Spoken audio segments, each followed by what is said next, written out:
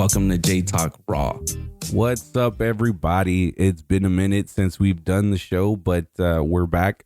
I'm in the studio today with my boy Eric. Eric, how you doing today, man? I'm doing good, man. Thank you for inviting me over. I know we've talked about this for months now, but Yeah, we were both time. busy.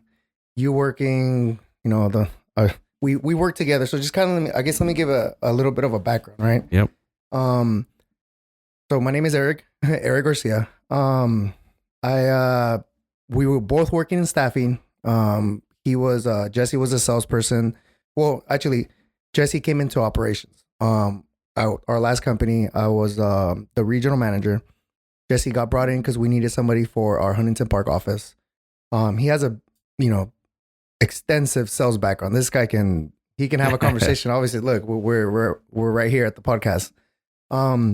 So when I was working with them, we were trying to train him to do operations because he came in as a branch manager, right, overseeing the biggest office with the biggest amount of drama.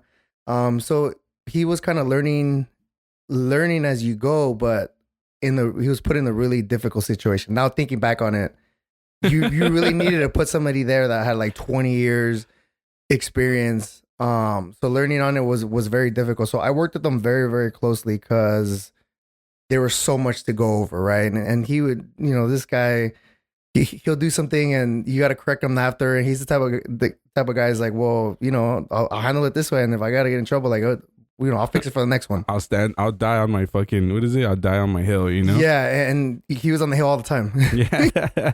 It's funny because I remember like certain situations where we'd talk and I could just see it in your eyes where you were like, fuck, like, like don't die on this hill, man. Yeah.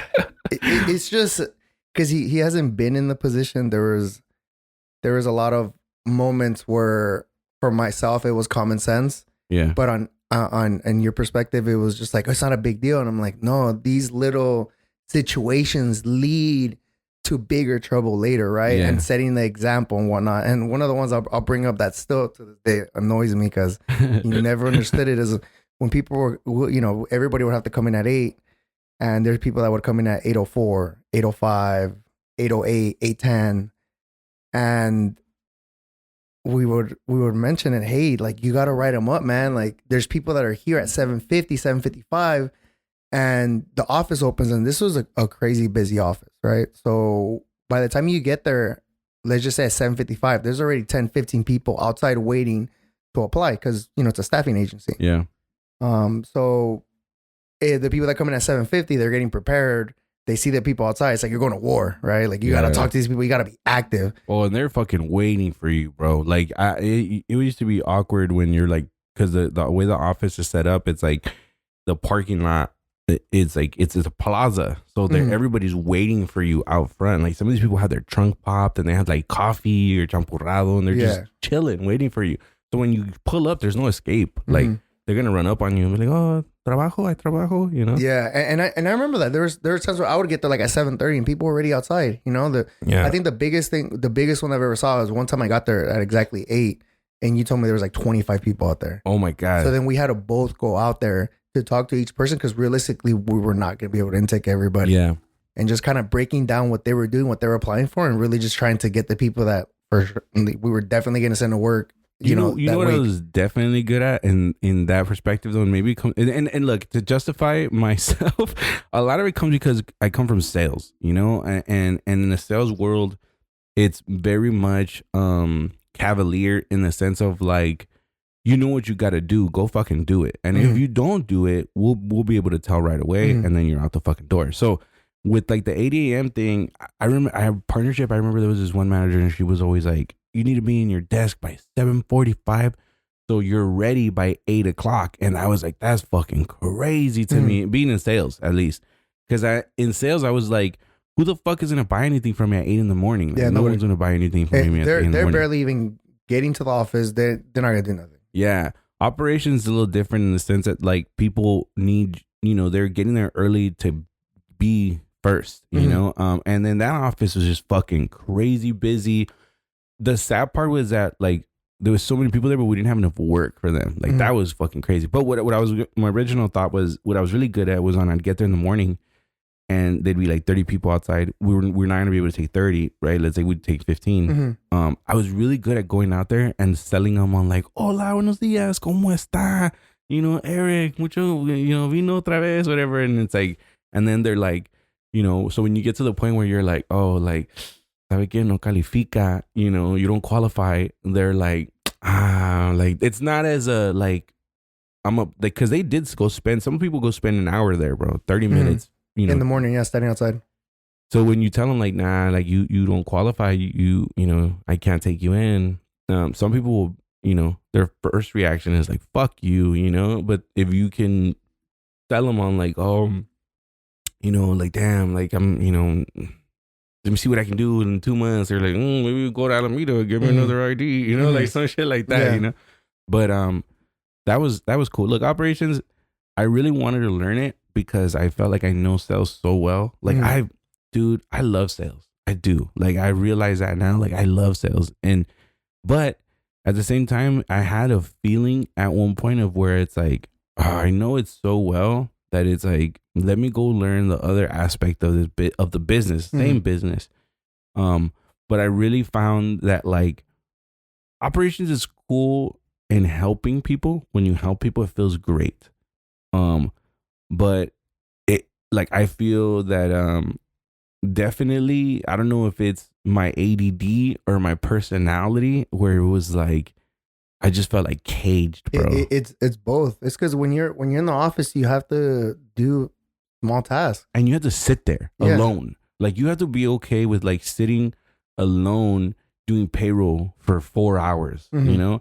And that was tough for me, man. Like, and I always knocked it out. Like, some of the issues I think like you and our other boss used to come and talk to me about was like stuff like that, where like, oh, like you gotta write up this employee. And I was always like, you know, like there was one employee who I thought she was amazing. Like, she would get there fucking late every day, but I thought she would make it up in her work, or like even staying after or working from home, which is, again, you know, you should get there on time. You should get there on time, obviously. But I did appreciate the work. Now, I think that, again, that comes from like a sales place, where it's like in sales, if your mixers are not happening between 9 and 5, mixers are like at 6:30 and they're like at the DoubleTree, and like you have to make the investment in time to go and do that. So that's where I kind of got that from. But the operations, like payroll, man, like sitting there for 4 fucking hours and just punching in numbers, and then finishing something, and then realizing you're off by like $1, and then having to go fucking back and Excel and like creating reports. Like, oh, bro, I fucking hated that. And don't get me wrong, there's data entry in sales, but it's technology today has gotten to a point where you can like scan business cards with your phone, and it'll like pick all the information that you need, like the phone number, the name, whatever the fuck, and then you just kind of write in your notes. And in sales, again, like I was doing that, like I door knock somewhere and I like, boom, okay, I'm gonna write. And even still then, that's how old, you know, I am, because I have a notebook and I'm like, don't write shit up. Like, I still do the same thing. I'll write on back of business cards, like, oh, there was Lucy was there, and she liked Disney, and she said that Carlos was HR, you know. So I'll still write on business cards. But yeah, I couldn't, man. Like, it's not that I couldn't, I can, and I've you know what it is anybody could do it. Anybody could do anything.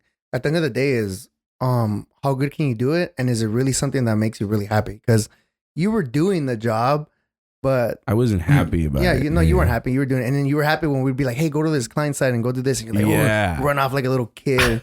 So I understand that. We just had to go through that process. We just had to go through that process, right? And you did it. At the end of the day, it didn't work out. A lot of changes happened. You know, obviously, we both don't work there anymore. Yeah, we both got canned. Yeah. Well, yeah, something of that. No, you didn't actually. You did it gracefully. Somewhat. I guess I don't want to backtrack. No, obviously, we don't want to get sued, right? My yeah. Just long story short, a lot of changes happened, and then I saw the company going in the very wrong direction, and the people that put us in the wrong direction, right, are still there. And I'm like, oh, okay, I'm gone. So once they let go of our boss, that was it. There's no coming back. I don't. There's no amount of money. They could have paid me what your friend makes $300,000 or whatever, right? Yeah. What's his name? Oh, Raul? Yeah, Raul. I could have made Raul. I could have made a Raul money. I wouldn't have taken it because I just didn't like the direction anything was going. So yeah, I pretty much put in my 2 weeks, but I resigned the same day, and obviously it ended up happening. I was like, let me get some money, bro. Let me see how long. Let me see how long I can. I got moved back to sales, which is actually in the end was pretty great. I was like, fuck yeah. I even went home to my wife like, I'm gonna make all kinds of money, and when you make people money, they love you regardless. But eventually, at a point, you just kind of like, it's not working out. Well, you didn't. So going back to right now where we're at, right in place. Right now, you're currently. You're not for the company. It just recently happened. Yeah. Myself, after that move, I ended up working with one of my friends. I have a friend that owns a staffing company. Yep. So at the end of the, a year from now, my goal is I want to start my own, right? And go in that direction. And yes, you're always going to make money, right? But that's not the goal at first. Like I really do want to build a good office. Yeah. Build a team, build relationships with the clients, and just let it flow, right? And the money that you make, reinvest, and then obviously have 1, 2, 3 offices and be happy, and it goes hand in hand. Yeah, and then go from there. I just see it too much now where people are joining this business, not paying so many taxes, all this stuff. They make money, they spend it. They're always on vacations. They blow everything, and they think because they're taking the staff out to go do this and that they're going back into the community. It's like, nah, man, you're just writing the show until you get caught up. And then you close it down, and all of a sudden they don't have a job. And then what's the next? I feel like once you build that, all you're gonna do is now you're gonna go to the next scam, right? Well, I think it's because I think everybody, bro, gets to a certain point in their life, like age will do that to you, where it's like not having a long game terrifies you. Like me personally, bro, not having like a plan and knowing which direction I'm heading in, and maybe it's because like. I don't know, like I don't even think it's the family. I think it's just, you mature enough to where you're like, holy fuck, like I can't live at the whim of like, we might get busted, and a lot of those places, I call them like the 3-letter agencies, because they're always like ABC staffing or something. Like if anybody's listening, don't ever go, like be careful when you apply for those places, you might get hurt and then you might be fucked, but those places, like, yeah, they do business and then they don't pay shit. I remember one time, I went to this place, threw money at me, and I had a good time. Not gonna lie to you, I had a blast. But when my clients started hitting me up and they're like, hey man, EDD's hitting us up and they're saying we owe them this money and we paid it to you guys so you guys could pay it, and I was like, fuck, and then you have to decide like, oh shit, my reputation or some money, and but going back, it's like those places, you're right, they don't last so long, but I don't think that they make enough money to where they're like, man, when we do get busted, we'll figure it out, or but I don't think they're thinking about the lower people, and the lower people either they don't know or they don't care. But to me, not caring is scary, man, because how can you not think about like, oh shit, like 6 months from now. I think what it is too is I don't want to work hard my whole life. I don't even think we work that hard. We work in offices, but like, I don't want to work hard forever. Like I want to take vacations, bro. I want to fucking see Europe. I want to like be on a fucking boat. Like my youngest is 6 years old.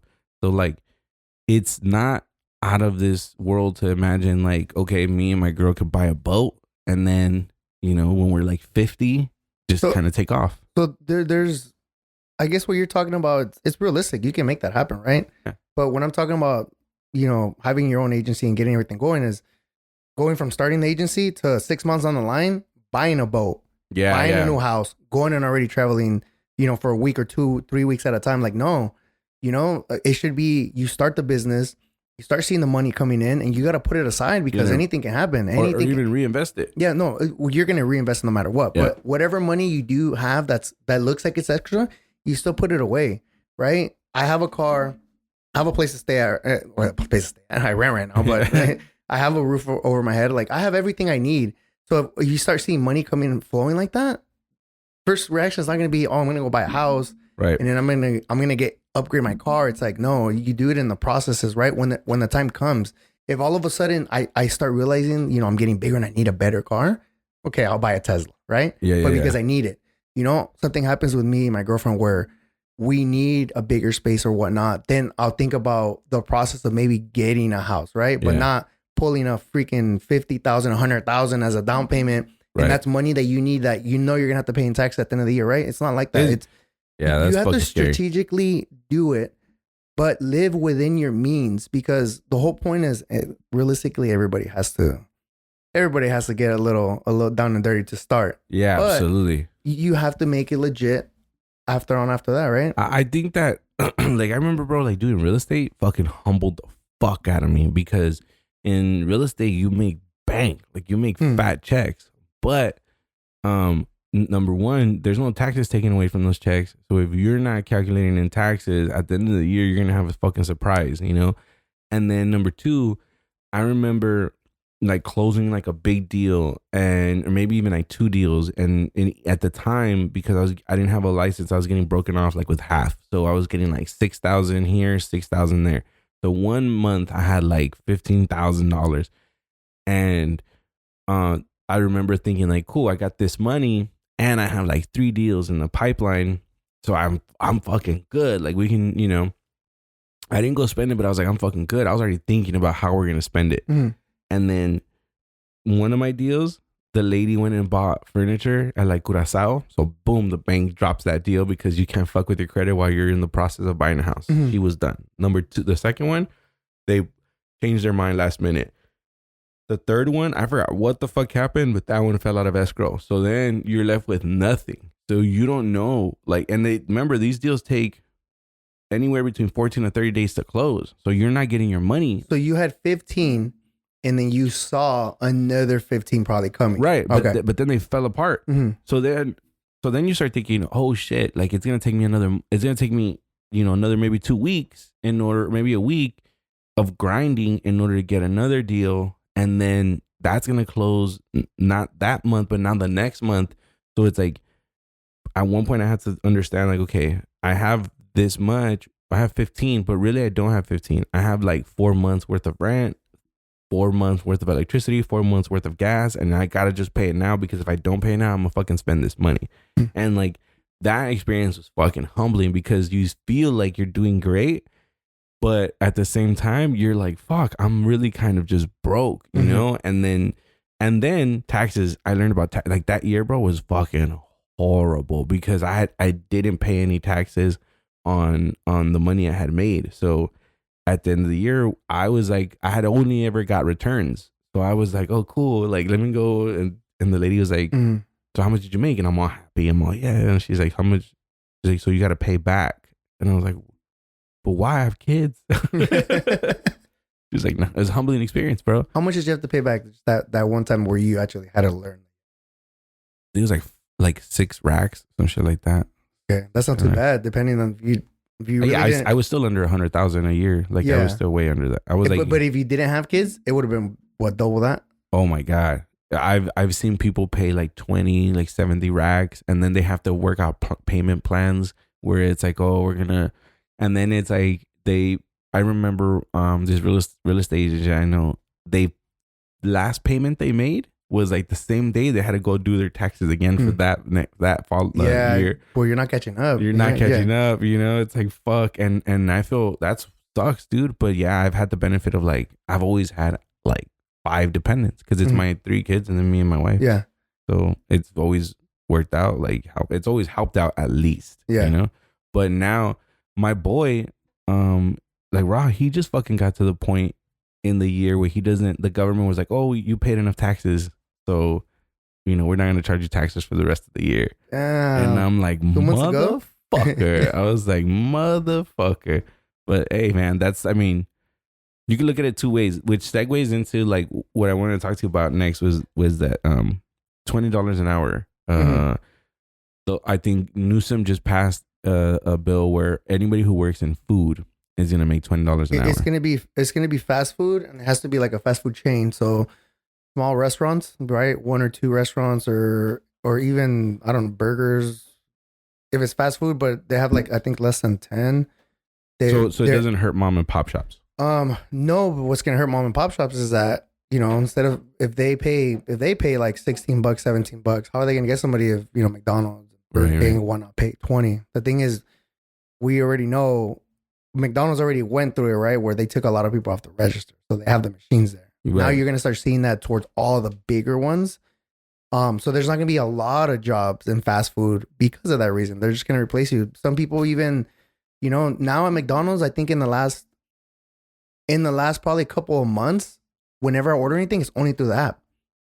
And it's because you order it, and then by the time I get there, I get it. And also to the fact that whenever you want to order it, always somebody ghetto, pissed about they're missing an extra ketchup or they put barbecue sauce. Yeah, that's why my daughter quit. You know, my daughter used to work there. Yeah, she worked at McDonald's. My oldest one, she worked at McDonald's, and she fucking quit because people treat her like shit. Now, me personally, I was like, you're being a fucking weenie. Like, you know, the world's not a fucking nice place. Oh yeah. Get used to it, you know. But she quit because I think she forgot like to give someone barbecue sauce, and they came back in and like called her a bitch. You know? Like, so but you know what's interesting about that, man, is two things. Like, it's number one, a super liberal thing to do, like progressive ass thing to do, you know, which is interesting because that means that it's California, it's statewide, and Northern California does not have love for like Southern California, especially like, or even like San Francisco, because remember they try to annex themselves from California. They try to separate it. They try to get separate. So I wonder what, like, if there's gonna be lawsuits, because you know how like whenever any law passes, there's always like lawsuits. They can take that law to court and say like, oh, it's not, it's unconstitutional or whatever the fuck, and then they can beat it in court. I wonder if that'll happen up in Northern California, because I'm sure they're not going to be happy about it. I think I don't think so. Only for the reason that the big companies, all they're gonna do is raise prices, and it's gonna offset. Here's okay. So I just had this conversation yesterday, and somebody hit me up and they said, you know, oh, did you see the $20 an hour? And I said, yeah. And they said, that's great because kids who are going to college and just graduated college can't afford to live today in today's market. And I said, bullshit. I told them, like, to me, man, that sounds like such a fucking entitled thing to say. Like, I'm not getting paid enough and that's why I can't afford an apartment. No. It's always been that, dude. It's always been when, like, you know, when they say, well, 30 years ago rent was this. 30 years ago minimum wage was like $4. You know, I remember when I started working, minimum wage was like $8.75. Yeah, you know, same for me. It was, so everything's always been relative. Now, number two, that is like what I told them was like, you know, for me personally, it's an offensive argument. Not offensive, but like it's a stupid argument to me, because let's say you go into college and let's say you go for a PhD program, which is like 8 to 10 years, right? So that means that when you went into college, university, PhD program, you were 19 years old. So 10 years later, you're 29, 30. I'm 33. And if you're making the argument that when you came out of this PhD program that you decided to be a geologist or something, and now you can't make enough money, that argument is dumb to me, because I had to figure it out without a PhD. Like, I've had to come out here and grind because I got kids, and I just decided to have kids at 21, 22. And like, I had to figure out how to afford an apartment, right? It is what it is. If I can do it, you can't tell me you went through a fucking PhD program and can't do it. The third argument for me is that, look, man, you want to live in LA, or you want to live in California or Southern California, even San Francisco. You want to live here. You want to have nice weather all year round. All you have to really worry about is earthquakes and crackheads. But you want to be able to go to the beach. You want to be able to go to the mountain and the snow. You want to be able to go to the desert, off-road, whatever the fuck it is you want to do. You want to go to Hollywood? That's the ticket, dude. $3,000 a month in rent. That's the ticket. It is what it is. Like, and if you can't afford it, a lot of people come here to California, to LA. This has been known since Hollywood existed, right? They come here and they don't make it, bro. A lot of them fall off and they either end up in the streets or they go back home. I think that now a lot of California, like, natives, especially, like, and don't get me wrong, bro, I've voted Democrat my whole life, right? But a lot of these like younger new generation liberal weenies are the ones that are like sitting there crying and whining, like, I can't afford it. It's too expensive. Like, no, motherfucker. Like, go and grind. McDonald's is not supposed to pay for your apartment. McDonald's has always been a like A stepping stone. a stepping stool. Yeah, but figure out what it is that you like and what you want to do and how or what you're good at, and then monetize that, and then fucking go into. And what I mean by monetize is like, bro, I look at me right now. I'm on a fucking rant of I talk a lot. But I figured out that in sales, like I can go and do that, and I can get paid for it. I can go to have an appointment with someone, and just start talking to them, and then at the end of it, be like, "Hey, so do you want to buy?" And they'll be like, "Yeah, you're fucking cool."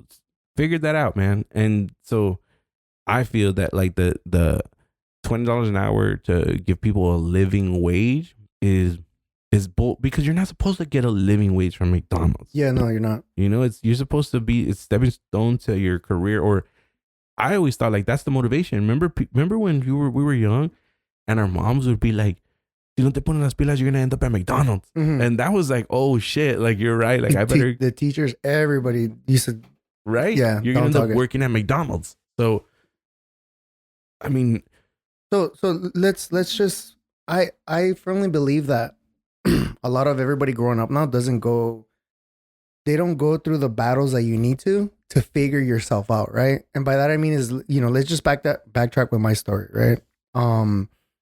I never really cared for school as much. I would go to school because I needed to, but I didn't know what I wanted to be, later down life, right? And you have to grind it out, right? So I started working. Technically, I started working when I was 13 with my brother. He had an ice cream truck, like one of the soft serve ice cream trucks. Nice. I love my brother to death right now. Like, I love him. But during that time, he was a little bit of an asshole. And I tell him all the time, he acts like he doesn't know. He's going to listen to this one day and be like, hey, Jose, I love you. You were a complete asshole when I was little. So I was 13, helping him work on the weekends. It was pretty much Friday, Saturday, Sundays, sometimes Thursdays, but I would help him. And then I was getting paid pretty decent money at that time, right? So I worked. He'd pay me. And then I would be spending the money, but I was working for it. So like I knew what that was, right? I bought my first car for $500. It was a 1987 Mazda. Nissan Altima. Of course, you ratchet. It was a little beater. It was a little beater, stick shift though. So that was great. My mom taught me how to drive when I was like 12. Bought it. 15 and a half. I ended up getting my permit. 16, I had my license, right? So I was pretty cool. I was learning this part of it, right? Nowadays, who works to buy a car like that? Nobody. So I worked to get the car. I appreciated that type of car. And then, then I wasn't working with my brother anymore after I think it was 15 when I got my first girlfriend. I was like, fuck you. I don't want this anymore. Because he would work me. I would have to go there, right? To set up. And then we would go out. And then when we came back, you would think I just want to clock out and go home. No, this guy's like, no, you're going to stay here and clean too. Yeah. So I would go to work from freaking 12 to 11 o'clock at night sometimes. Not thinking about it, not thinking about saying it out loud. I was like, this guy's working with over 8 hours. Laws, yeah, breaking all kinds of labor laws. But, I went through it. I went through that. So then I ended up getting a job at the movie theater when I was 16, right? When I was in school. So I was going to school and then I would work Friday nights, on the weekends, part-time, whatever, right? But I filled in that time, right? Nowadays, it's kind of like everything is handed to you. So when you're not working, going to school and doing all this, you're not maturing to the next level, right? Yeah. Because now what's happening now is they go to school and they're living their best life. They're getting the cars. They're getting everything handed to them, money, all of it. And then college comes and it's like, you have to pay for everything. Plus you have to work. Yeah. And that's why they cry about it. Oh, I don't make enough money. I'm like, well, you didn't really see how life was. Yeah, getting into it, right? And that's why I think excuse me, I'll edit that out. But that's why I think me, I've always said, and I know this will get me eyes rolled at, but I've always said, if you take hustling ass kid from the hood, but I mean hustlers, we all knew these drug dealing kids, we're 16, 17, they were already 15, they were already pumping, If you took those kids and you just took that drive, that kid, and you put him in an environment where his that drive was actually nurtured in the right direction, you'd get a fucking Fortune 500 CEO. You'd get a beast. But it's because those kids, when you grow up in a situation let's say kids in the hood, and I mean in the hood, projects, you experience life much younger than what other people do. Like for you, example, you working at a young age taught you a work ethic that most people learn as they grow up. For me, it was like we were poor, and then it was only my mom and my grandma. My grandpa passed away when I was kind of getting into like I was like 12, 13 when he passed away. So and my uncles were around, but they were like my big brothers, but they were in and out of jail. So a single mom who worked, so it was just my grandma, and then in a 1-bedroom apartment. All these people, by the way, in a 1-bedroom apartment, like you live life. You experience things in life that other people experience later on. So I think that like even that, man, like the motivation, like that's basically what we're talking about, bro. Is like the motivation. When you talk about like none of these kids today save to buy their own car, it's because they don't have the motivation to do it. It's because it's handed to them. I think that it's not even handed to them. I think that it's handed to them in their head, and that's why I talk about entitlement, because I think that it's easy to go on social media and see like Floyd Mayweather's daughter get a car for her birthday, and then see like Kim Kardashian, like get whatever by their, and then they think like, oh, life should be that. Mm-hmm. And it's like, no, dummy, like that's a fucking, we used to know that it was TV because we had commercials to remind us, Yeah, and this time they don't know any better. They think that's just normal life.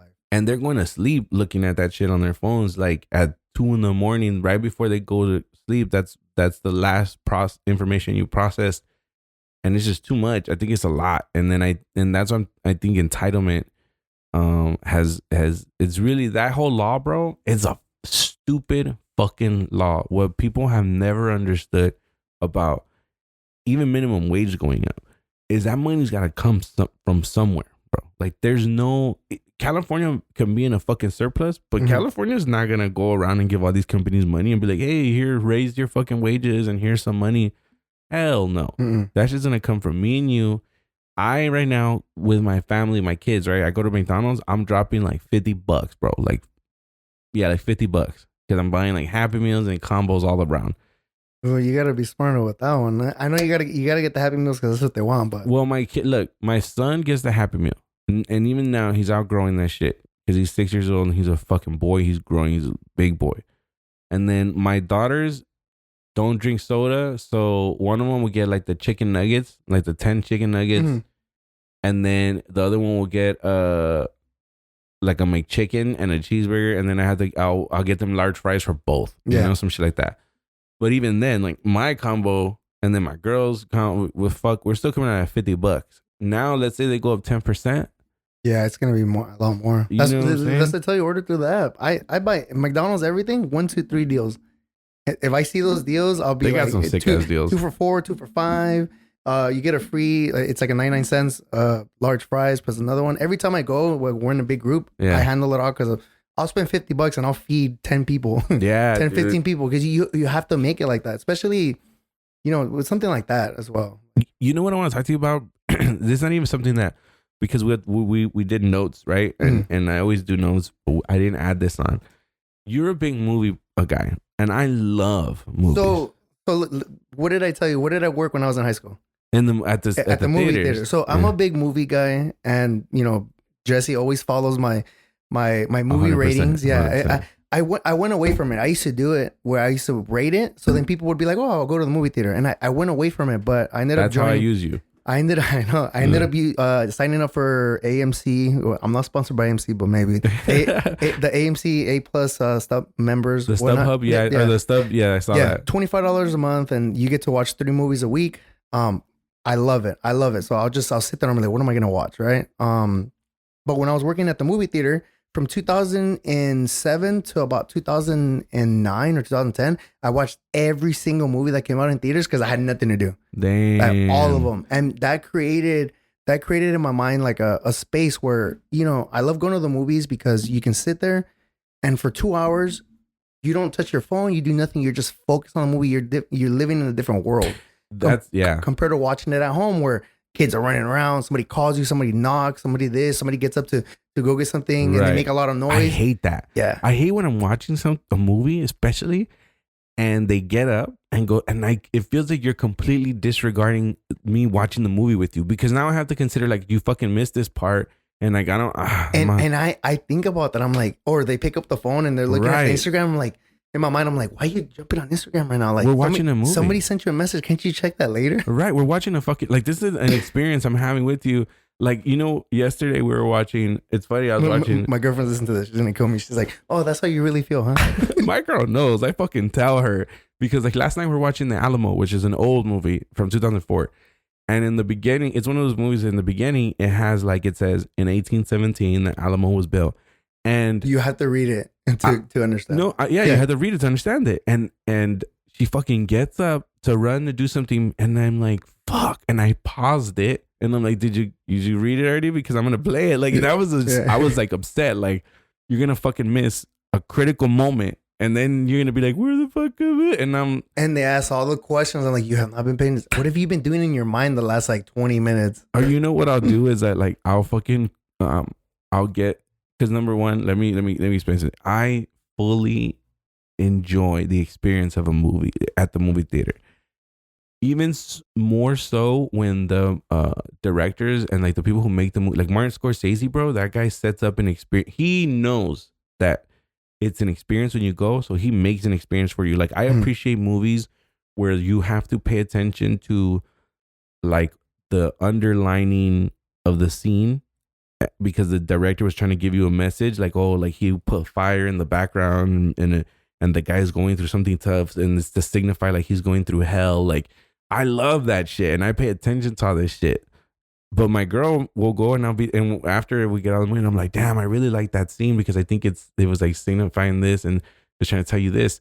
And she'd be like, really? I don't even remember. And I'm like, fuck. Like, you know, it's like, I'm like, it's disrespectful to the fucking movie. Yeah, it's because there's nothing going on. They're not like fully engaged yet. But as soon as the movie, I'm the type of person where as soon as the movie starts, I'm just paying attention. You know? I will not get up to go get snacks. I will not, like, none of that, bro. I hate, the only time I have to get up is because then I'm watching the movie and when it gets really bad, all you think about is having to go pee at a time where it's slow dialogue in the movie, and that's all you're thinking about. I'm like, that's why I won't even like, I won't, you know, certain people will drink before or at the movies. I won't even do that because I'm like, I don't want to have to go pee, or I don't want to have to miss. Like, that to me is the worst. Like, I've gotten late to movies. Like, we went to watch Teenage Mutant Ninja Turtles, and we got there like late, and then I watched it later with my son, and I was like, we missed like a good chunk of the beginning, and like, usually and that bothered me. Yeah, the opening scenes. Yeah, sometimes we'll be running late because everybody understands the movie starts at 7. Yeah, realistically, a real movie starts at 7:20. Yeah, previews. So depending who you go with, they try to push that limit. Yeah, and I hate when you get there and you miss the opening scene that's like only a minute, but it was like an important minute. Super. And then the movie's already starting. Like, what did I miss? They're like, Mario. That happened with me with Super Mario, because it's always movies where I have to take my kids because my kids are the laggers. So like, kids are the laggers. They are. So we got there, and I missed the whole beginning of Mario, which is like explains that his family's making fun of him or whatever. I got there. Oh, that's you missed all of that? I got there when he was falling through the tube. You missed everything. I missed everything. So I didn't understand. When I got there, I was like, oh, then he's just Mario. Like, he's just Mario, and he's just falling to. I didn't know about his family, about the bully guy, you know, about how he defends Luigi. Like, I missed all of that. They have a normal life, right? When I got there, him and Luigi were split already. Yeah. Like, I didn't even get to see them interact together and how much they loved each other. So when I got later on, I got home and I bought the movie. You know, we watched it again, and I was like, oh. Speaking of you buying the movie, what do you mean you bought the movie? I bought the movie. Like Blu-ray? No, digitally.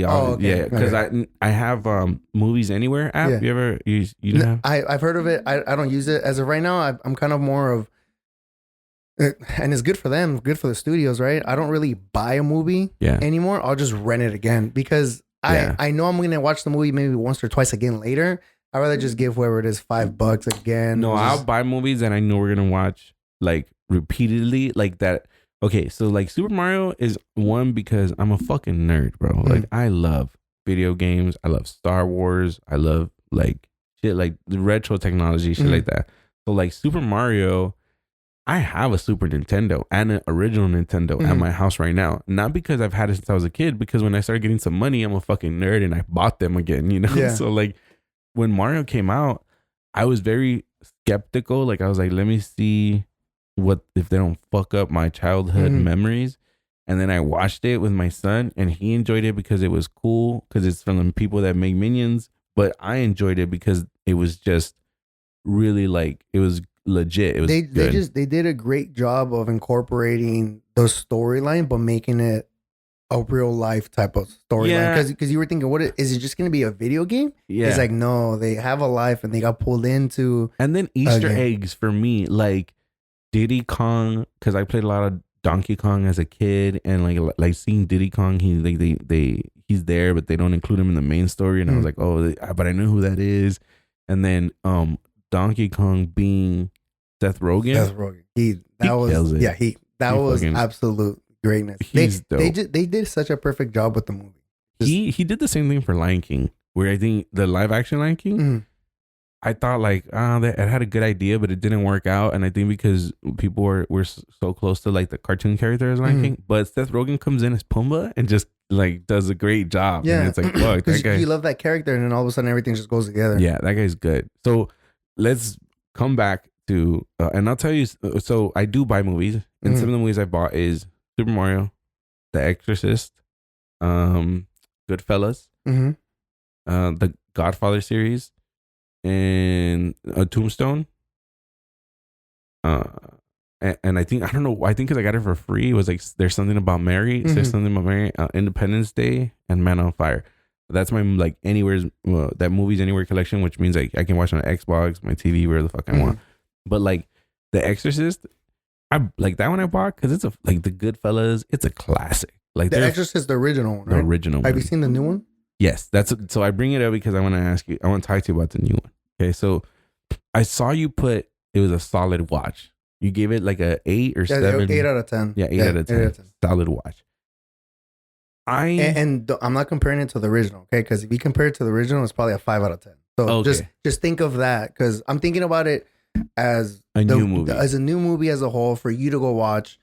It was a good watch. You know, there was you want to compare it to the original. Nothing's ever in the future never going to compare to the original, because the original they just dug deep. That thing's horrifying. It was amazing. It's horrifying. They spent most of the movie on this crazy possessed person, and that's what it was, right? In this movie, it was half dialogue, and maybe they were possessed 20-30 minutes. I know, and they still did a good job. But the original is just it just seemed like this new one seemed like, maybe I'll drop it a 7 out of 10. Now that we talk about, if you want to compare it to they were playing around a little bit too much. Like when they brought in like the pastor and then the lady that just like had an abortion, but she was gonna be a nun and then wasn't a nun.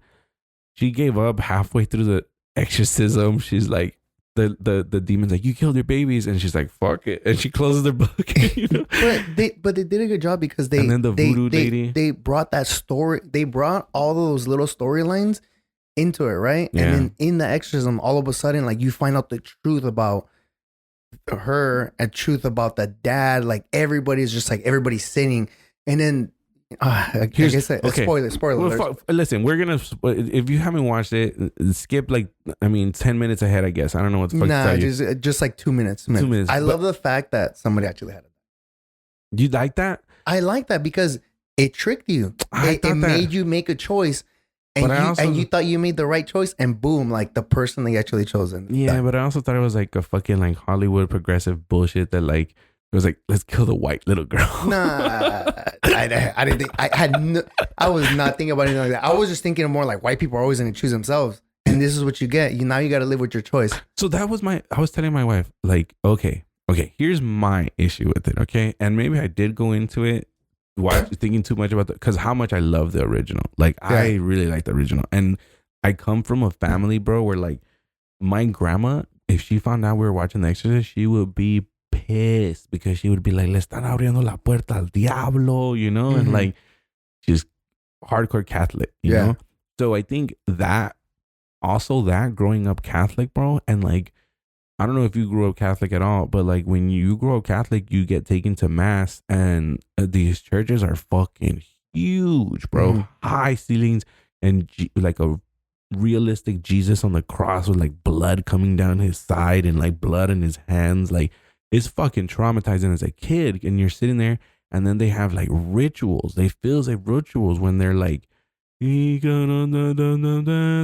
know what's going on. Everybody sounds there's incense, you know, and then at one point you like, you know, you have to answer the prayer, you know, they'll be like, "Hey, pase," and then "Es que contigo," you know. So for me, when I watched The Exorcist, the layer of Catholicism in that movie also kind of like scared me because, you know, whatever the fuck I believe now, as a kid, I thought, oh shit, like there's power. Like the priest has fucking power. Like he's the closest thing to another power, a power above us, right? He's like the conduit. So when I watch The Exorcist and he's doing the fucking prayer in the room, and remember it's Father Marin, the old man, and then Father Karras, and he does the prayer, and he says, and he looks at him, and Father Karras is staring at the demon, at the little girl, and then he's like, "Father Karras," and then he's like, and peace be with you, and he answers the prayer, and I was like, holy fuck, because I remember answering that prayer in church, you know. So to me, the level of Catholicism in that movie was fucking scary. That made it scary too, and then it made it seem like in the original, like Father Marin was a fucking like, if they showed you the bad guy in the movie who was like this demon who was possessing this little girl, they showed you, and for some reason this demon is afraid of this priest, and remember, like when he's being possessed, you even hear him scream like Marin, right? So when the priest shows up, it's the cover of the movie when the priest is standing in front of the house and you see his silhouette.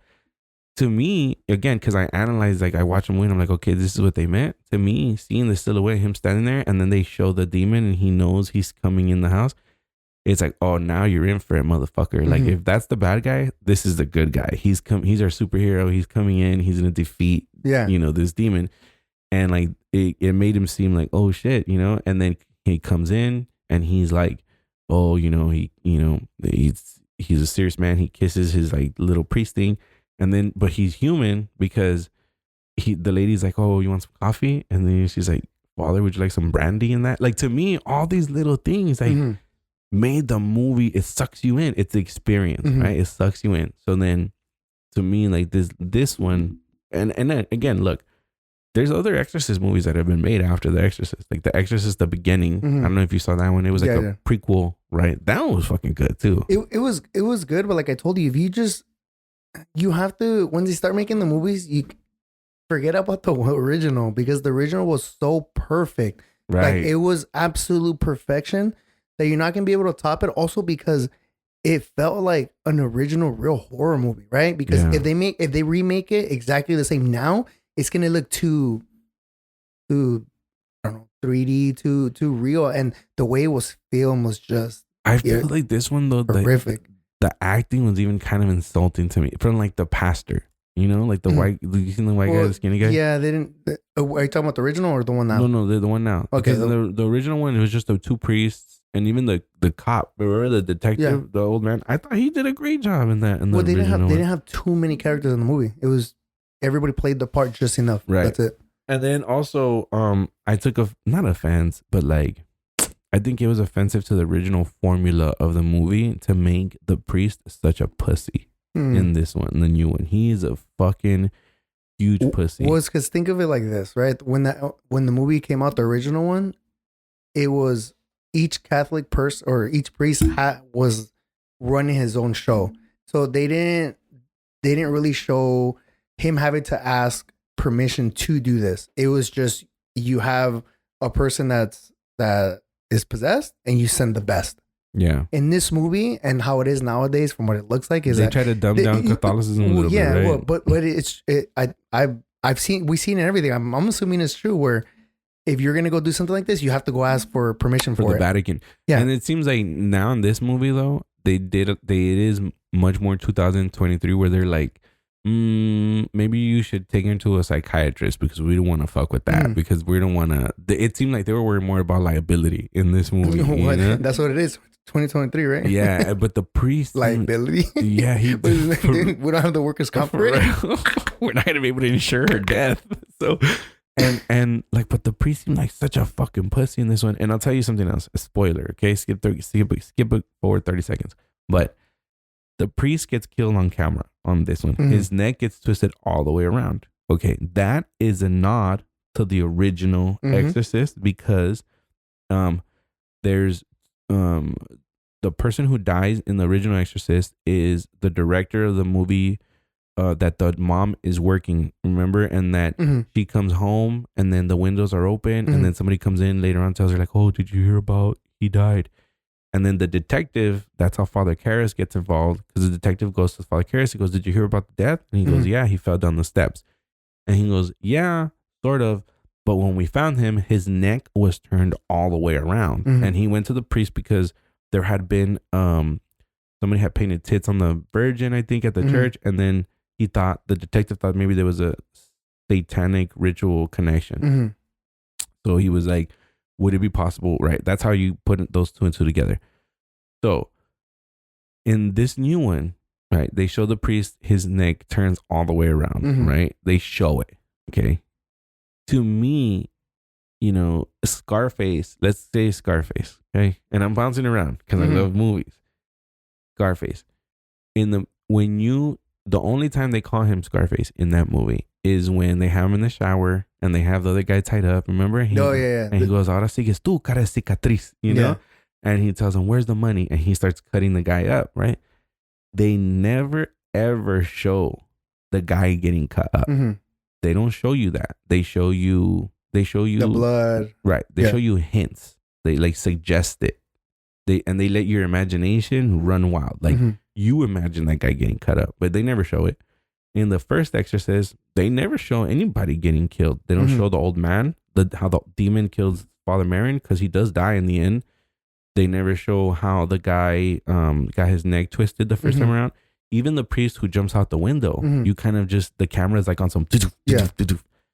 So it leaves space for your imagination. Like, oh, fuck, the demon must have twisted its head around, you know, like, but when they do it on camera, to me, unless you're gonna go full on Saw or full on Hostel, you know, don't do it because then it kind of ruins. If you don't do it well, then it kind of is like you should have left it to my imagination, you know, like that priest. If they really want to do a kill, they should have like put the camera on like the demons and then done a little cracking sound and then show the fucking priest like, oh my god, it added something too. I think they wanted to throw that in there to make it a little bit more horrific, right? Because he died like 5 minutes into it. Well, you kind of knew he was going to just come. Well, he was going to come in and try to save the day, and you're like, oh no, he died. I was, and again, look, I don't want to make it seem like I'm a practicing Catholic and I'm defending the Catholic Church, but when he came in, I told my girl, I was like, fuck yeah, here he comes, you know, and like. And he dies. I was like, oh, fucking pussy. I was like, this guy. Well, it was always, I guess it could have gone either way. He could have came in and saved the day or he died.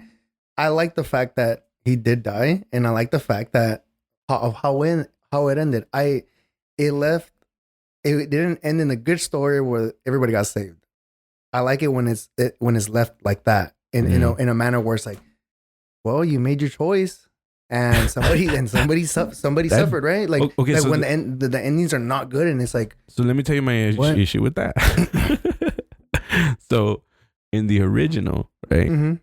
What does the priest? What does Father Merrin tell Father Karras before they walk in when they're getting ready and they're getting dressed? Remember, and they're putting on like.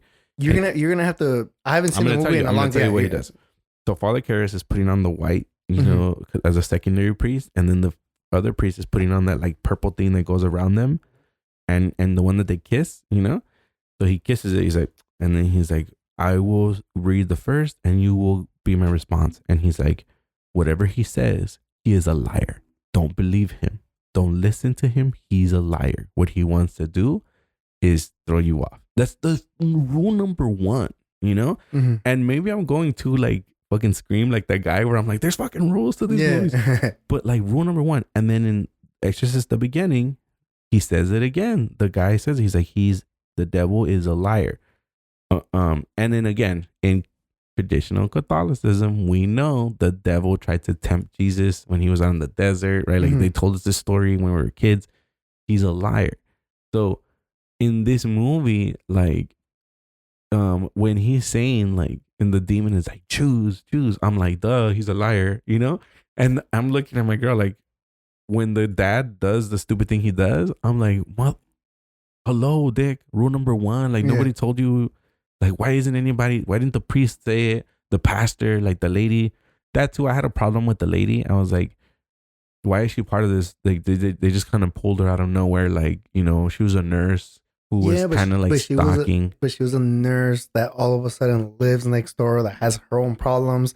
That was meant to be that she lives there and was in that position and left for that time being and didn't need the blessing from the church to do the exorcism. And then the mom, I was like, why the mom? I was like, you guys just looked for someone old to bring back. Like, you know what it is? I think you're comparing this movie way too much to the beginning. To the original. It hurt. Like, I love the original so much that I was like, I can't believe you guys did this. This is blasphemy. You know, well, look, if you just, like I said, if you just go in there and you sit to try to enjoy it and see what they did, they didn't do a bad job. They did a good job. But you want to compare it to the first one? It wasn't. Nothing's going to beat the first one. This is how I fix it.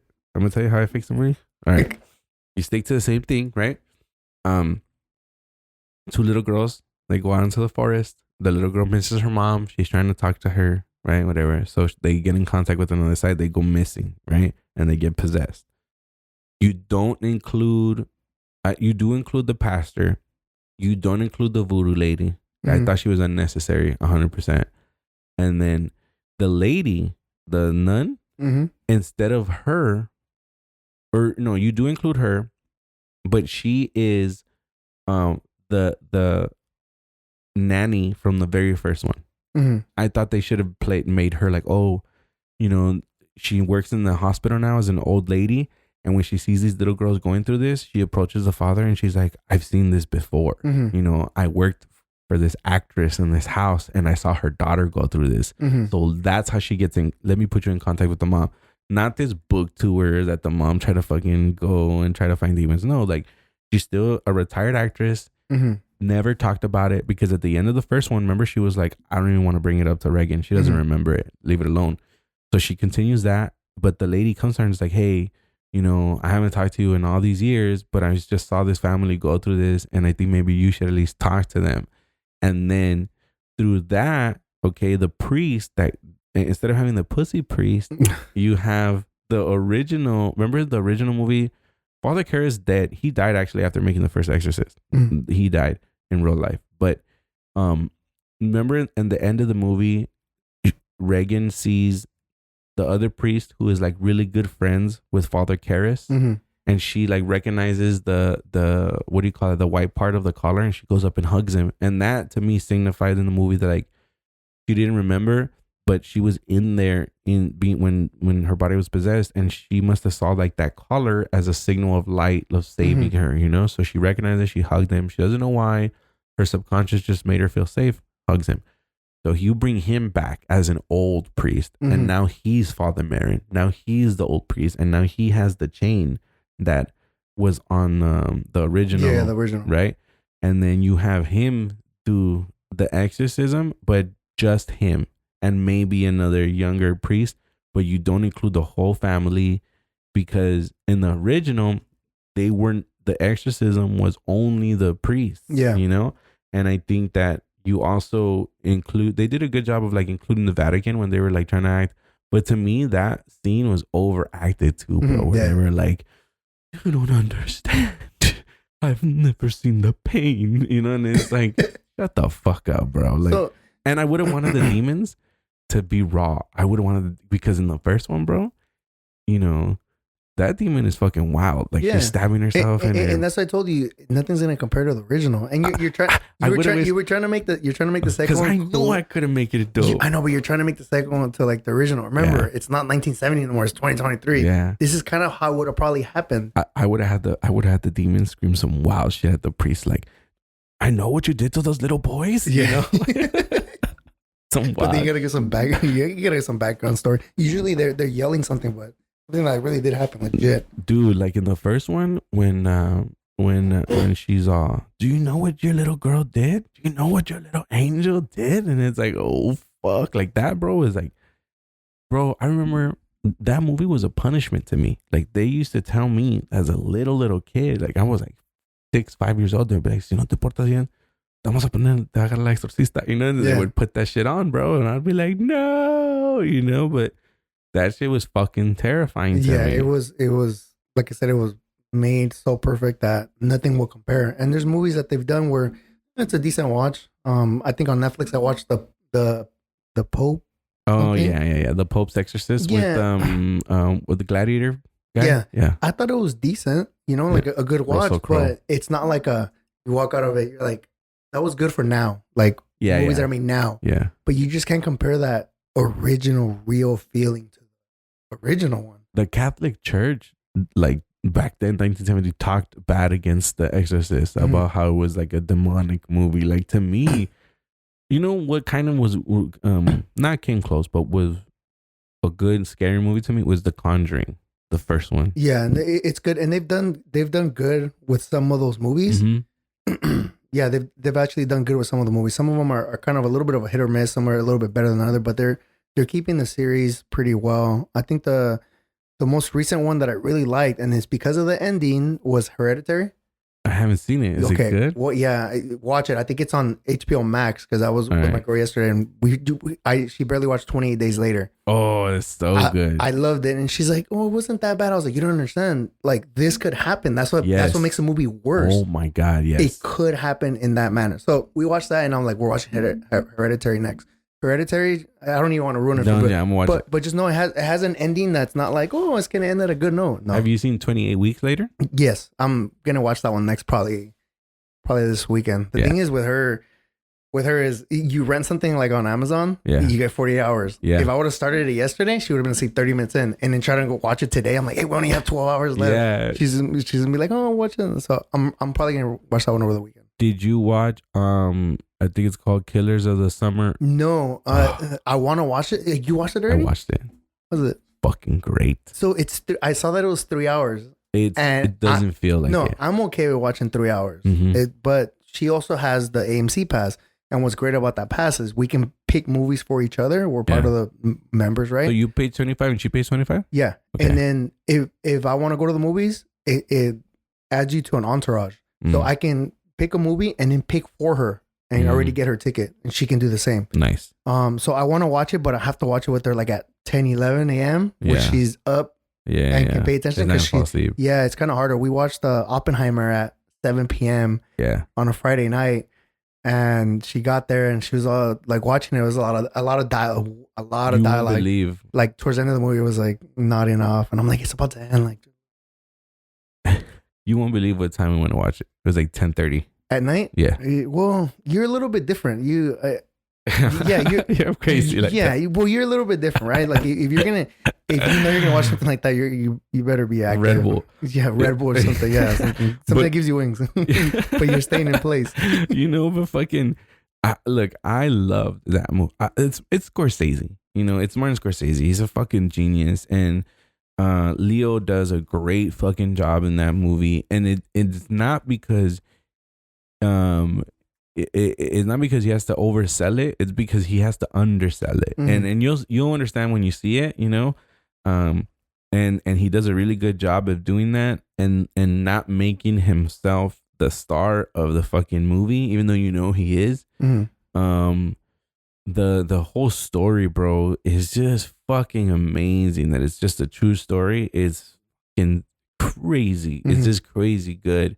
And again, the storytelling, like there's a lot of undertones, and I love that in the movie where it's like they're showing you this scene and you know what's going on in the scene because it's the first obvious part, but then there's like things going on in the background and even the music that was chosen, and like it's like, oh, like that's happening, but it really means this because this was said in the beginning of the movie, and I remember they said this, so it makes sense with this, you know. Like I fucking love that in a movie where like you're trying to figure it out before it even happens, And you know when you're watching a movie, I don't know, I do this. I don't know if you've ever done this, but like I'll lean over to my girl and I'm like, oh, it's because of this.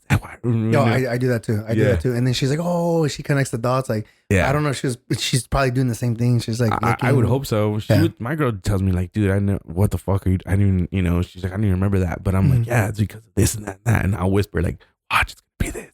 And like Scorsese, 3 hours, bro. He does that. It's fucking amazing. Like it's so good. You wouldn't think you would want to go watch a movie again. That's a 3 hour movie, but I definitely would. You know which one felt long was Endgame. When I watched the Avengers movie, that one felt fucking long. Okay, so I agree with you, but the ending made up for the entire movie. Yeah. But it was long because there was a lot of dialogue trying to be put together. It was kind of boring in certain parts at the beginning, but once you got into the scene where you know where it's leading to, that made up for the entire movie. I don't think I've ever heard a crowd cheer so hard for that the last battle scenes, right? And I think I want to go watch that movie 3 times in theaters. Damn. Yeah, I watched it the first time, like on a premiere night, which was like a Wednesday, and loud. And I watched it again like a week later, like on a Friday, loud. And because I was so excited, I took friends that like were that wanted to go and never went. And I took it. I think I took my brother one time too, and it's just loud. I love like how devoted everybody was, and I'm fucking I don't even mean to be ghetto, bro. I'm just not.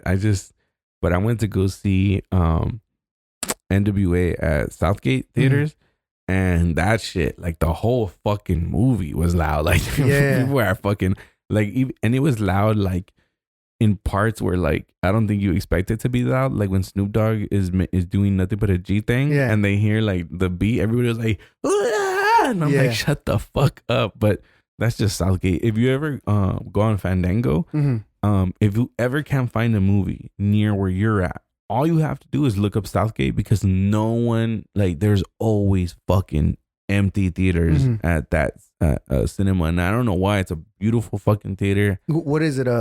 It's an Edwards. It's an Edwards. It's a beautiful fucking plaza, but it's empty, bro. And I know why, but it's just sad. Like, it's because it's in Southgate. And like, I remember when I first opened up, I was like a teenager, and we would go, and that place would get fucking packed, Eric. I mean, like, imagine like a theater, and then they have a fountain in the front, like most Edwards Regals have. And then they have like the plot. It's just around the fountain, there's just a bunch of shops, and there was like a fucking arcade, like Fat Burger, like ice cream, just all kinds of different fucking spots. And it was so cool. Everybody would, from like Bell High School, Huntington Park, Southgate, Bell Gardens, everybody would go.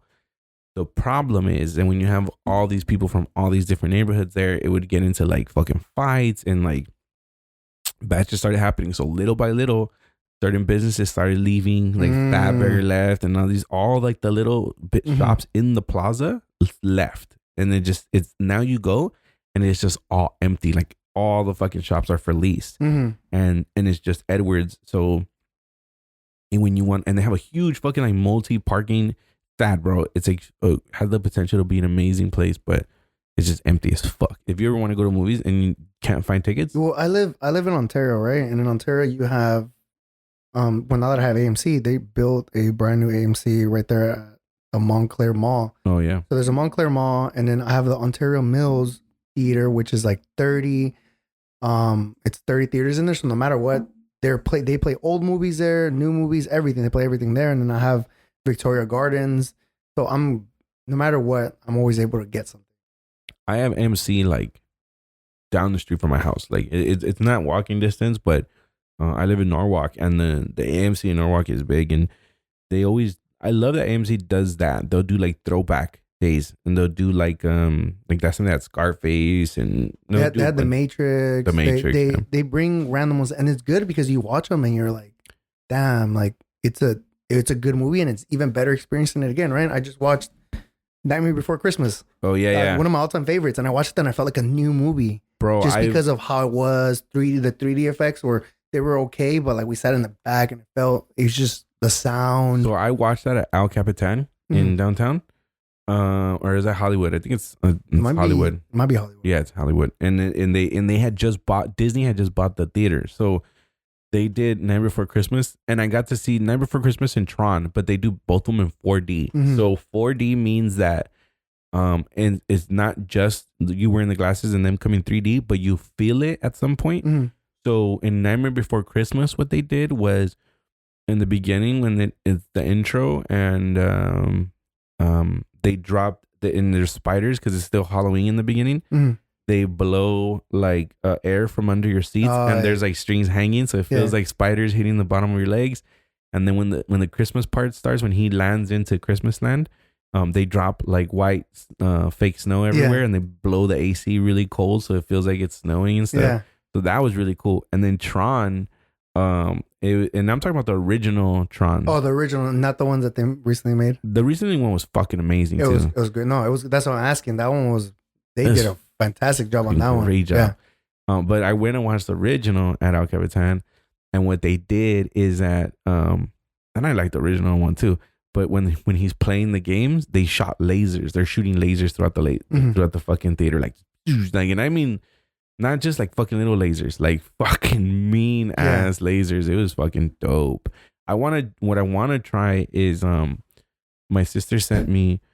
She went to where like you watch a movie, but there's an orchestra in an orchestra pit, and like the music, they're instead of the the sound coming from the music coming from the speakers, only the dialogue is coming from the speakers, but the music is coming from the orchestra live in front of you, which is like, imagine watching Star Wars. Yeah, I would definitely watch something like that. Yeah. You get anything like that, you let me know, especially like on a Star Wars or anything that has a lot of music like that. I'm 100% in. Yeah, I want to go do something like that. And then I saw a lot of rooftop theaters recently. I want to see what's up with that. Maybe like a scary movie would be cool, because they do a lot of cemetery ones too, which I kind of feel might be a little disrespectful, like, right? Yeah. I don't know how I feel about that one. Like, let me go throw my blanket over somebody's relative and fucking lay here. I don't know. I feel like there's spirits out there. I wouldn't want to like be laying down somewhere and like a spirit be like, bro, imagine you're fucking they just follow you home. Like, no. Imagine you're laying there, that shit starts falling through, because you know how like that happens and like the dirt gets loose and shit. Yeah, I'm not down. Maybe there's an area where you're not going to be on top of anything. But still, like, I just feel it's disrespectful still. Like in the cemetery, imagine you show up to see your like you're showing up to see your relative and they're setting up for a movie. Yeah, like, actually, that would be pretty annoying. I'm like, for the Exorcist, and it's like, come on, Dick. Like, you guys are fucking assholes. Like. So I seen like the downtown LA rooftop ones where like you can go do that, and again, to me, I like movie experiences, so I'm kind of like, we'll see, because that's more for like, I feel like it's for people who are like bored and they just want to go out and like drink on a rooftop, and then there's also a movie playing. I feel like it's people that don't really want to watch the movie. They just want to do something to do something. Like, if you're gonna watch a movie, there's nothing wrong with just going to the movie theater. Yeah, bro. I went to Do you have, just speaking of that, because you go to the movies a lot, do you have a pass for anything? We were gonna invest into movie. You pay full price for your movies? Yes and no, because like if I have time, like recently, like obviously it's been like a week that I've had a week.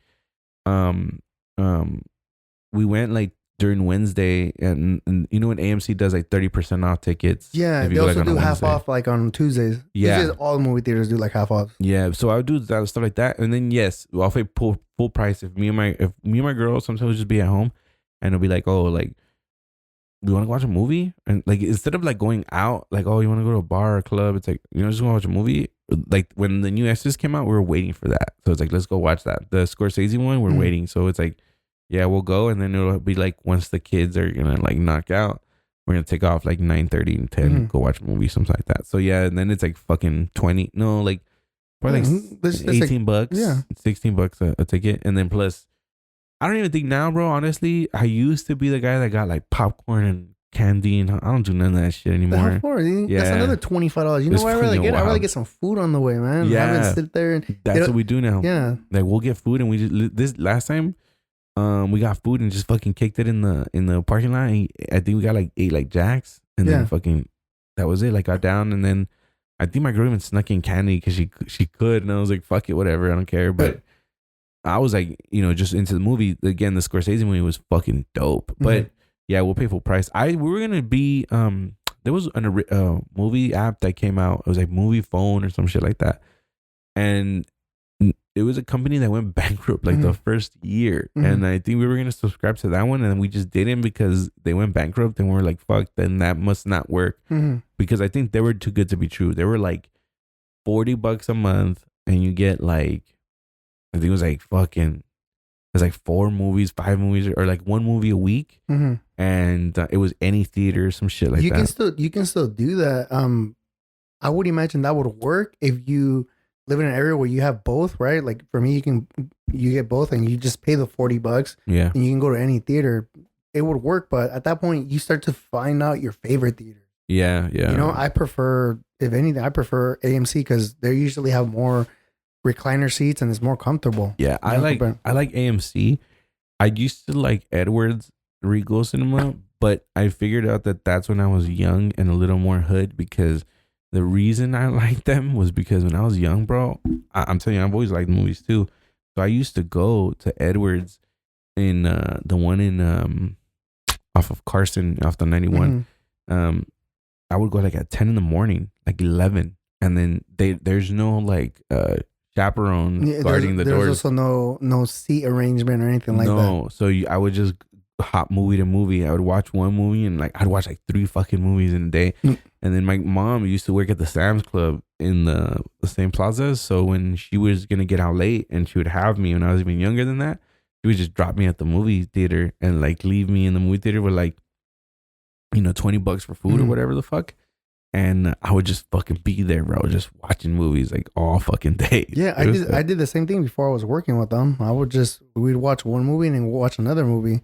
And that's what made it great. But then it got to the point where AMC did this trend of like, okay, we're gonna put seats on here, we're gonna put numbers on it, we're gonna also make it recliner. Like they threw money into it, and then, you know, the rest of the theaters found out like, well, people want comfortability now. Yeah, you know, there was a point in time years back where people, even myself, everybody would go to a movie theater at midnight on a Thursday to watch a release of a movie, and that thing was jam packed. Yeah. Nowadays it's not like that. Now they do that, but the movie starts at 5 p.m. and at 7 and at 8 and at 10, and then the 12 o'clock movies wasn't that. The 12 o'clock movies, they don't have a lot of people because people are, you know, they're going to sleep a little bit earlier. But I remember when Batman came out, Batman, the one with the Joker, Dark Knight. Dark Knight. Okay, yeah. When Dark Knight came out, I was working at the movie theaters, and we started the show. That's the first time we started showtimes at 7 p.m. And we sold out 7 p.m. everywhere. We added a 10, sold out. We added a 12, sold out. We added at 2 in the morning, sold out. We added at 4 in the morning, sold out. We were like, what the hell? I remember I got off work like at 4:30 in the morning, and that movie was just playing, and I had to go back like, I think like at midday or something. And I went back, and everything was sold out in the morning again. It was just, it was a crazy time. The marketing for that movie was fucking amazing, because I remember like, I don't know if it was in a magazine or it was an ad, or for sure it was the website, but they had released that picture of the Joker, and I'm sure you saw it because it was part of the promo. And it was, you couldn't see the Joker. It was him behind like a glass, and you could see like the smile and like his hand or whatever. And I remember at the bottom there was like numbers or some shit, and if you took the numbers and you typed them into like the website or some shit, it would give you like a message of like the premiere date, and like, it said something, a message like why so serious or whatever the fuck it was, you know. And the commercials for that shit, bro, I remember the premiere for that. I was like, we were talking about it. I was going to a fucking community college at the time, and I remember being in class, bro, and being like, yo, like, that motherfucker Heath Ledger looks crazy, you know? Like, that shit was amazing. And bro, but again, like, those are experiences, you know. Like, I remember premieres, and I also remember, because again, I'm a video game nerd, I remember video games when they would release, and you would have to go pre-order like Grand Theft Auto, and then stand in line to then pick it up. Like, I used to enjoy that shit, bro. Well, me and you pretty much. Well, I'm 33 too. We grew up the same exact age. Yeah. I used to love when a big movie came out and you had to show up an hour and a half early to get stuff and wait in line, because as soon as it let you in, you scram to like your perfect seat. Like, I missed it. I'm older now. We're like, okay, I'd rather just show up exactly when it starts and get my seat right. Yeah, but I'm like D10. Yeah, D10. you're in my seat. Yeah. Like, like it's fucking Dodger Stadium and shit. But that was, just times change. But when I was younger, I used to love that. And somehow it happened, right? When I ended up going back to the movie theaters like years later after I worked. Yeah. And I saw a security there that I worked with when I was younger. Whoa. And I was like, hey, dude, like I really need a job. Right. And he's like, yeah, I can hook you up, do security. And then I started doing security and I started working at the movie theaters that I used to go to. Wow. So I stuck with the movie theaters for a long time. I would be working at the movie theaters and I worked during the last 2000, I think it was 2017, 2018. The last couple of times where people were still showing up where we didn't have the seat arrangement. Yeah. And I remember we had a lot of security at the Edwards that's over there in Ontario Mills, one of the biggest ones. We would stand when the movie would end. We'd have to stand in front of it and then not let people go in because they were starting to form a line, and they would clean it. And then people would be like, "Hey, how's the movie?" Blah, blah, blah. Like I loved it. I loved it because I knew the managers. I was doing security, so then they would tell me, "Hey, we're gonna have this premiere. Like, come watch it." And I'd watch it. So then, like when the Avengers came out or whatnot, like I was standing in line and people would come ask me questions, and like I already watched it, so like I was all cool and stuff. Like, yeah. So I love that portion of it, but now it's just as a movie goer, it's more comfortable just to get there. I remember being a fucking kid, bro. We must have been like 13, 14, maybe more like 12, 13. We were in middle school because 14 I was in high school already, but 12, 13. And there was like a group of like 6 of us. And this is, man, we were like those stupid little lames who were wearing like Dickies and like we looked dumb, bro. Like. Don't you still wear Dickies? Yeah. And like the one glove, like Michael Jackson for some fucking reason, And we would go to the movies, bro. And each one of us would like wash a fucking car, like just figure out how to get some money to go to movies. And we'd come up with like $12. And that was just enough to get you in, And even then, maybe it was like, you try to pull some slick shit. Like, oh, can I please just use your restroom? And then they let me into the restroom and I slip away into the, and, we would go 6 of us deep, and I remember we'd get into the theater, bro, and we would go into like we would look for the movies that just came out before the people they got in. Yeah. And one of the like little homies would run in there and go get like, it's dirty now. I think about it, I'm like, it's fucking nasty, but like they'd go get like 2 popcorn boxes that people left behind because they're refillable. Well, it's not that dirty. I've done that too. Yeah, you just dump out and then get it again. It's refillable. That's not that bad. Yeah, bro. And then even if you grab the soda cup, they give you a new top and a new straw and shit, So it would be fucking walking around just hell yeah, like. No, I've done that too. So you ever get the refill on the like? We used to get the refills on the way out, and they look at us like, fucking scumbags, like you guys are leaving and you guys are asking for a refill. We'd be like, well, it's free refills. Not so much. There was a point in time where they were like stamping the bottom. We used to get like 1 refill. I think they tried to implement that. So then I would go take it and it'd be like, oh, it's already been refilled. I'm like, dirty. Yeah, dude. It was. I think they were probably getting away with it. So then they started doing something. I just remember that one time we were stuck there and we're like, hey, and they're like, already been stamped. Like, yeah, I never felt like, I'm realizing right now in this moment how like, I didn't realize the moment where I started being able to afford, just be able to like, you want popcorn? We'll buy some popcorn. But like, I do remember being a kid and like doing that and thinking like, fuck, like maybe we shouldn't be at the movies. Yeah, I thought getting popcorn was like a luxury, anything, because it'd be like $30 and your parents were, like if you took your parents, it was like the most expensive thing in the world, which it still is, right? I go right now and I'll get a popcorn soda. I'm like, $2 for just this, bro. I remember fucking me and my wife's first date. This crazy coincidence. It was not the first Fast and the Furious, but like one of the Furious movies, like maybe like the 5th or 4th. I'm not sure.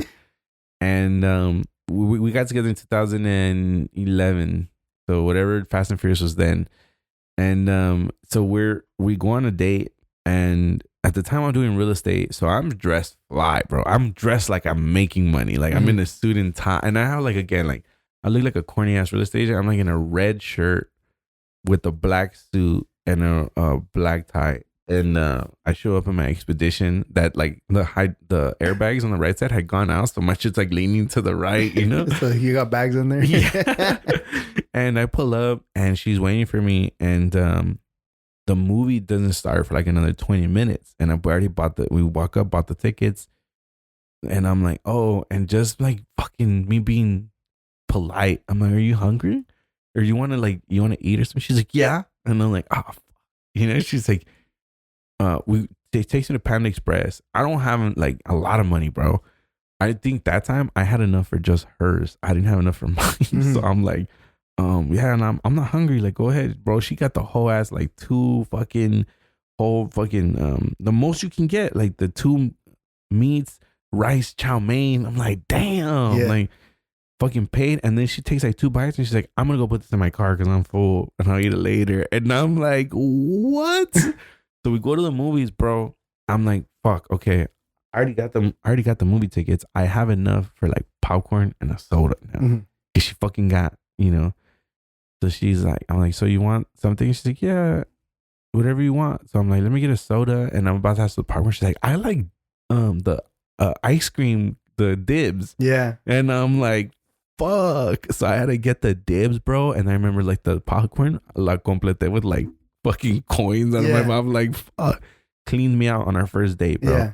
And like that shit, even now we talk about it, how like, bro, again, going to the movies is never just going to the movies. It's a whole ass, like you're paying for almost dinner at the fucking movies, bro. And just expensive. And that's if you eat there, right? That's why we plan it out where we plan out what we're gonna eat first, and then are we gonna eat it before or inside the theater? And we learned that if you're gonna eat anything inside the theater, something that you're not gonna be able to look at very well. Yeah. Because we one time took like, I think it was like Chinese food or something like that in there. Oh. You know how hard it was, like in the black. Yeah. It was seen like, no, terrible. That's the worst. So now it's burgers. Have you seen burritos. people take sandwiches? Yeah, I've seen that. That's dope, huh? Like a mom made sandwiches. It's like, you have a sandwich. Yeah, that or tortas. Like it's at this What's point. the wildest shit you've seen, Eric, in the movie theater? And what do you mean? Just any like context. Like what's the one story that you're like stands out to you that was an experience working in the theater? So I guess the one that always, I would have to backtrack to remember, but the one that always comes to mind is Cloverfield came out, right? You remember Cloverfield? Yes, a great movie. Yeah, fantastic movie. Mm-hmm. But that was one of those movies like Blair Witch where the camera moves and some people can't stand that, right? That's always tripped me out. I've always heard of that. Okay, so let me tell you. So we people started getting really nauseous, right? Oh my god. And then we would go clean the theater and there would be throw up there, right? Somebody would tell us, hey, you gotta go clean it up, right? At that point I was an usher, so I would go clean it. So then we had to put signs in the front where before you bought the ticket and then inside the movie theater telling you, hey, if you're nauseous, you get this. Do not watch this movie, right? We had them everywhere. Well, this one time, somebody came on and it's like, hey, like this, like somebody just threw up. Can you please? It smells in there. So I'm walking to the theater, right? And 10 feet before I get to the doors to open them, right? Because we would shut the doors.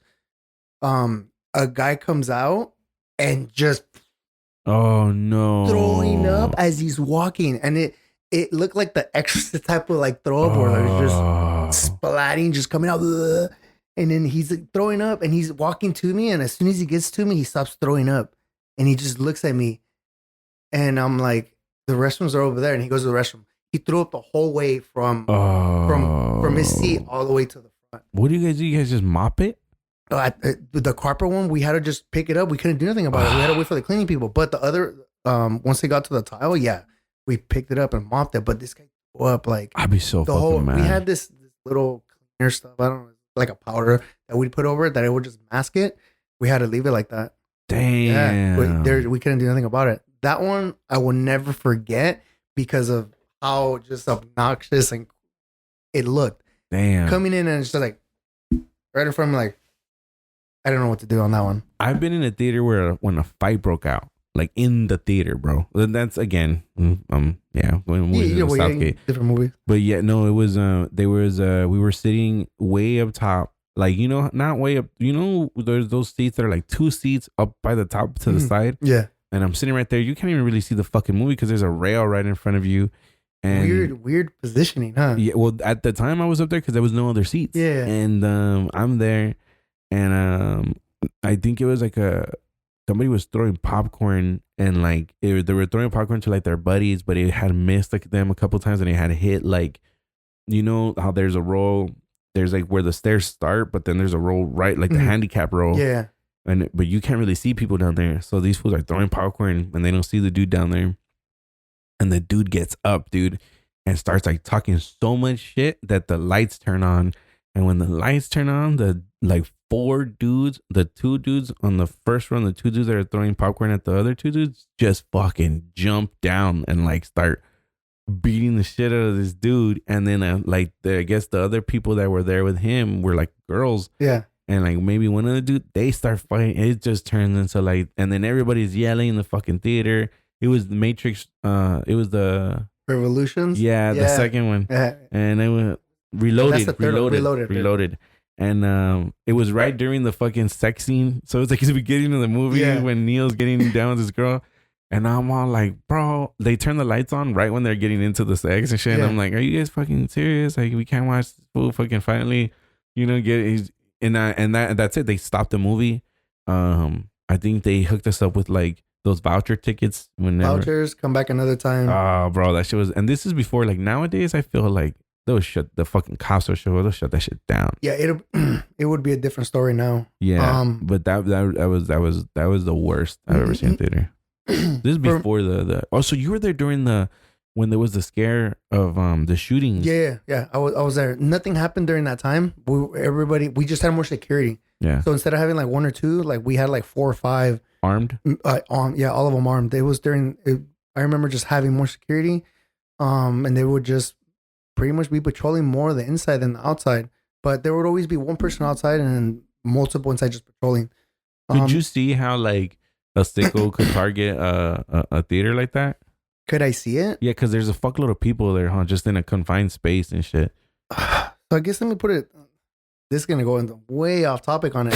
So first of all, look, I have multiple guns, right? So I'm a firm believer to the Constitution. Like, so I'm right there with you. Yeah, you have to, right? I just had this conversation with my girl yesterday. She was like, "Why are you gonna fucking?" And I go, "Because when I told her, if somebody fucking tries to come into the house, shit goes down."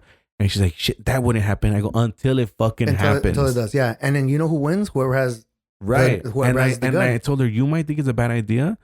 And I'm going to tell you exactly what I told her. And I know this is going to sound crazy right now to everybody listening. I go, you might think it's a bad idea for me to have a gun until I fucking put 4 bullets into the motherfucker that would have tried to come and rape one of our daughters in the house, like breaking in. Until you see that fool on the floor bleeding, then you're like, oh shit. Then it was a good idea. Because if not, I'm fucking fighting somebody, or like, what are you doing if I'm not home? Or what if it's multiple people? It just ain't just any scenario. But I'm a firm believer. Look, guns don't kill people. Crazy people kill people, right? But they use a gun.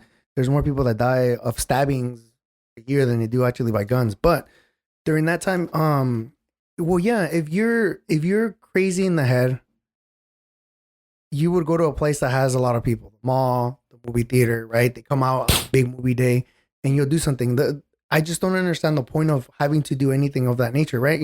People now are doing it at the school.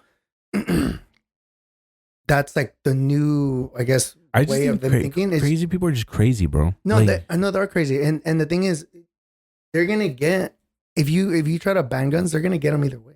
Well, yeah. And then honestly, it'll be easier to get them. Mexico, I think they're not allowed to sell guns like to civilians. Yeah. But there's a buckload of guns in Mexico. Yeah. And that's something to point out, right? Do you think there would be a lot of cartels if everybody was able to own a gun? Right. Like it's, I don't look. I think there wouldn't. Even the I think there was like a Netflix special about the town that took back their town from the cartel because they got guns. And then I think something crazy ended up happening where like, and this is just Mexican politics though, but where like the dude who led the militia that took the town back, he ended up getting like crazy with power, and then he ended up becoming like the leader of the new cartel. And like there was crazy but when they wanted to get their city back from the cartel, they fucking used their own guns. And these fools, it was crazy because some of them had shotguns and like 30-06. And these compared to like assault rifles that the cartels would have, it's crazy. So, but they got their fucking town back. I do believe, bro, that like, and I've had guns for a minute, but like,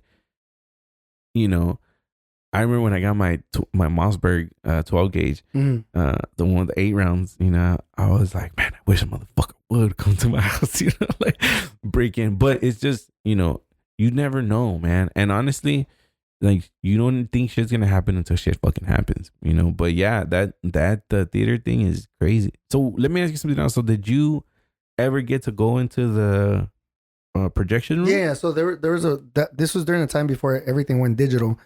I had a friend that worked up there, right? The projectionist, which That's fucking dope. They were the cool people because they would get movies like on a Wednesday and they would have to splice it together to make the whole entire film. Wow. Put it together, and then once they did, they would have to test run it. This will lead to my next. But I was learning how to do that, but I never got the job title, but I knew how to do it. So there would be times where they would get like 4 movies and be like, hey, can you do this one? I'll do this one. I'll do this one. And then they had to play it like on either Wednesday night or Thursday night before Friday to make sure that the movie worked great. Yeah.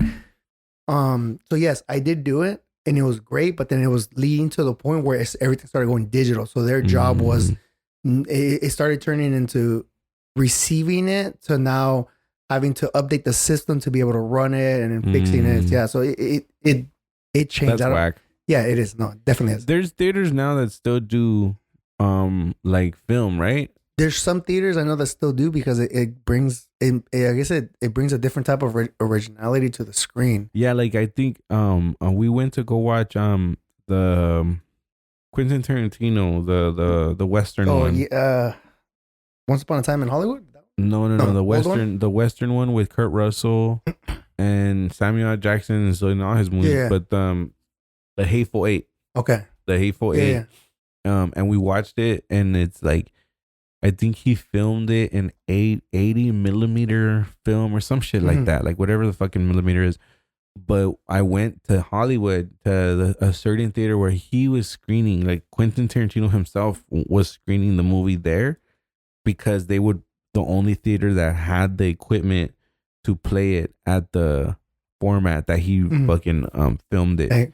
And like that shit was dope. It was fucking dope because you could even see the burn spots to like switch to film. And I was like, oh, that's fucking the splices. That's fucking dope, you know? Because you had to connect them. Yeah, and that movie was again, those are those movies that's fucking crazy where it's like there's long parts of the movie, like it's like 30 seconds of just watching this fool like right through the snow, you know? And it's like my girl was like, this is fucking boring. I was like, this is amazing. Yeah.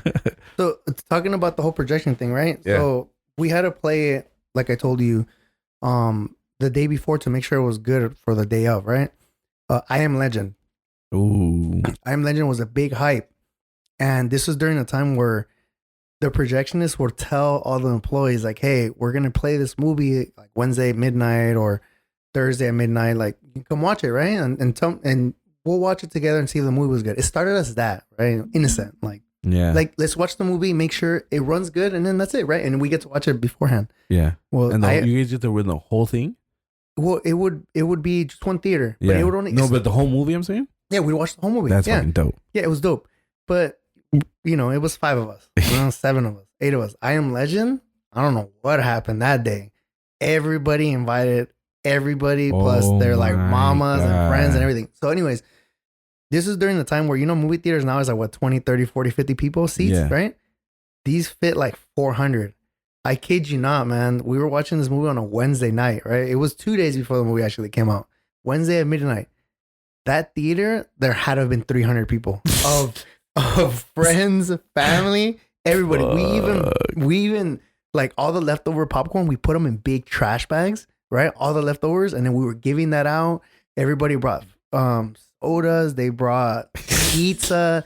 Dude, it was madness. Damn. And I guess somebody found out. Yeah, so this is what happened. So we watched the movie, badass, drinking beers, everything, right?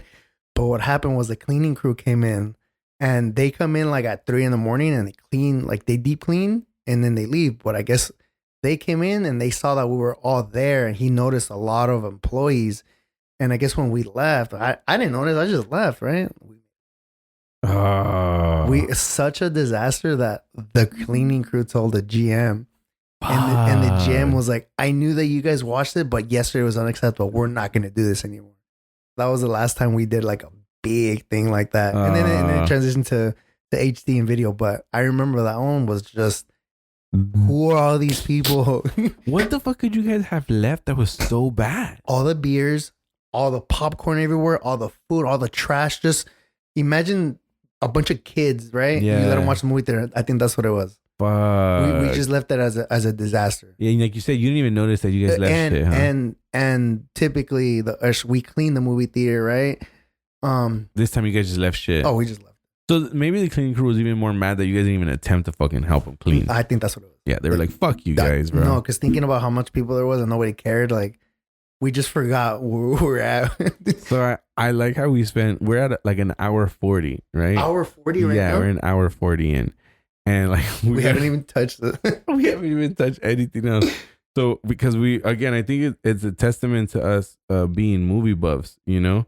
But before we fucking have to get off because we're an hour 40 in, let's talk about the NFL real quick. We can just do that last one. At least that one, yeah. Yeah, and that's a big one. That's a big one. That number one, look, and I'll start off. Okay, I am not gonna shit on the Raiders. I'm gonna let you. You can do it. I know what kind of fan you are, and I think you're the same type of fan that I am, right? Where we're both realistic fans, and we both have been fans long enough, where I think that, like I've seen you being a very humble Raider fan, 100%. You know, I've tried my best to be a humble Cowboys fan because, look, man, let's go with this last game. We won against the Rams. You know, Mm-hmm. I don't think that's a fucking game that anybody should be happy about. Like you beat the Rams in any season. There's teams that fucking are rebuilding or they suck. And when you beat them, you shouldn't run around the fucking field like, yeah, you know. And I think that if we would have beat the Niners, then that's something to be cheer about. Or if we beat the Eagles, which is coming up, it's coming up, and honestly, that one will will let you understand how good the team is. I think that every Raider friend that I have will always tell me you have the easiest schedule in the league, and that the Raiders have the hardest schedule in the league, and that tends to be true because maybe Jerry Jones is very liked, or maybe throw some money around, but he does. And I think that because of that, you know, right now we're like 5 and something and 5 and 3 or something like that. I think something like that. Mm. And I'm not like, oh, the Cowboys are gonna get into the playoffs and all we have to do is get through. I'm not, because I still think that Dak is not as great. I think he's really good at being PR, and that's why Jerry Jones likes him so much. I think that the Cowboys have like the defense to do something, but if you can't score points, you ain't gonna do shit, you know. And I think that we'll see, man, like how they do against Philly, how they did against the Niners was so fucking like. I was happy. They owned that team. So 40 something to 10. Yeah, no, you guys weren't even competitive. Like you guys, it was not a good game on the Cowboys end, but I was happy because everybody can shut the hell up of the Cowboys having the 85 Bears defense and them having the best defense of all time. Like, shut up. You just didn't play a great team like you did there. Not to get blown the fuck out though that way, you know. No, it was worse than even the score was. Like it was not competitive at all. Yeah, blown out. You can't even put that on the offense. Like that didn't score points. Like if it would be one thing if it would have been, we would have lost like 10-21. It's like, oh well, you know, at least we held them down. But fuck, bro, it just blew us away. Mm-hmm. Now, you know, with that being said, that's how I know. Okay, so what are we gonna do? We're gonna get to the playoffs, and then but see the Niners. Here's my point. They celebrated that game like if it was a fucking Super Bowl they had just won. Mm-hmm. And what's his name's running around with a fuck Dallas shirt under his jersey. And then they do what? Go off and lose 3 fucking games in a row? Like fucking ridiculous. And against some teams that the Cowboys beat. Like I think they lost to the Jets, which is dumb, you know? So it is what it is. Now, the Raiders, man, you know, they just fired their fucking coach and the GM. Thank God. You know, and Josh McDaniels was trash. But you know, no trash. There's no. But I'm saying, how is it a surprise? Like he had been trash. The thing is, everybody's starting to realize that Mark Davis, I think so. He's an absolute garbage of an owner because, first of all, we went through, and I'm not gonna look. I'm a Raiders fan, but I've been going through 20 years of them. Yeah. It's hard. It's an emotional roller coaster being a fan sometimes. And nothing tops 2021 having to let go of John Gruden, Henry Ruggs dying, and then interim coach Rick Bisaccia over here gathering the team together, rallying the troops, and making it to the playoffs. And then getting into the playoffs, playing the Bengals and being competitive. Yeah. And then you lose, and it's like, okay, but you have a leader, right? Like, you have a leader. Like, nope. And then, and then you go from this guy's like, oh no, I just want to switch it up. Like, it doesn't matter if you're a leader or not.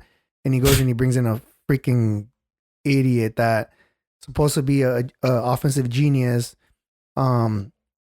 Switches around the team. You know, we have good pieces in place, but he's not a leader. He's just a coach, but he's not a head coach. He's not a head coach. He's just offensive coach. Let's just put it that way. You guys have a lot of people from the Patriots now too. Yeah, but we have a solid team. So he came in, and our offense was doing pretty decent. Derek Carr wasn't too bad, but Derek Carr could have been better.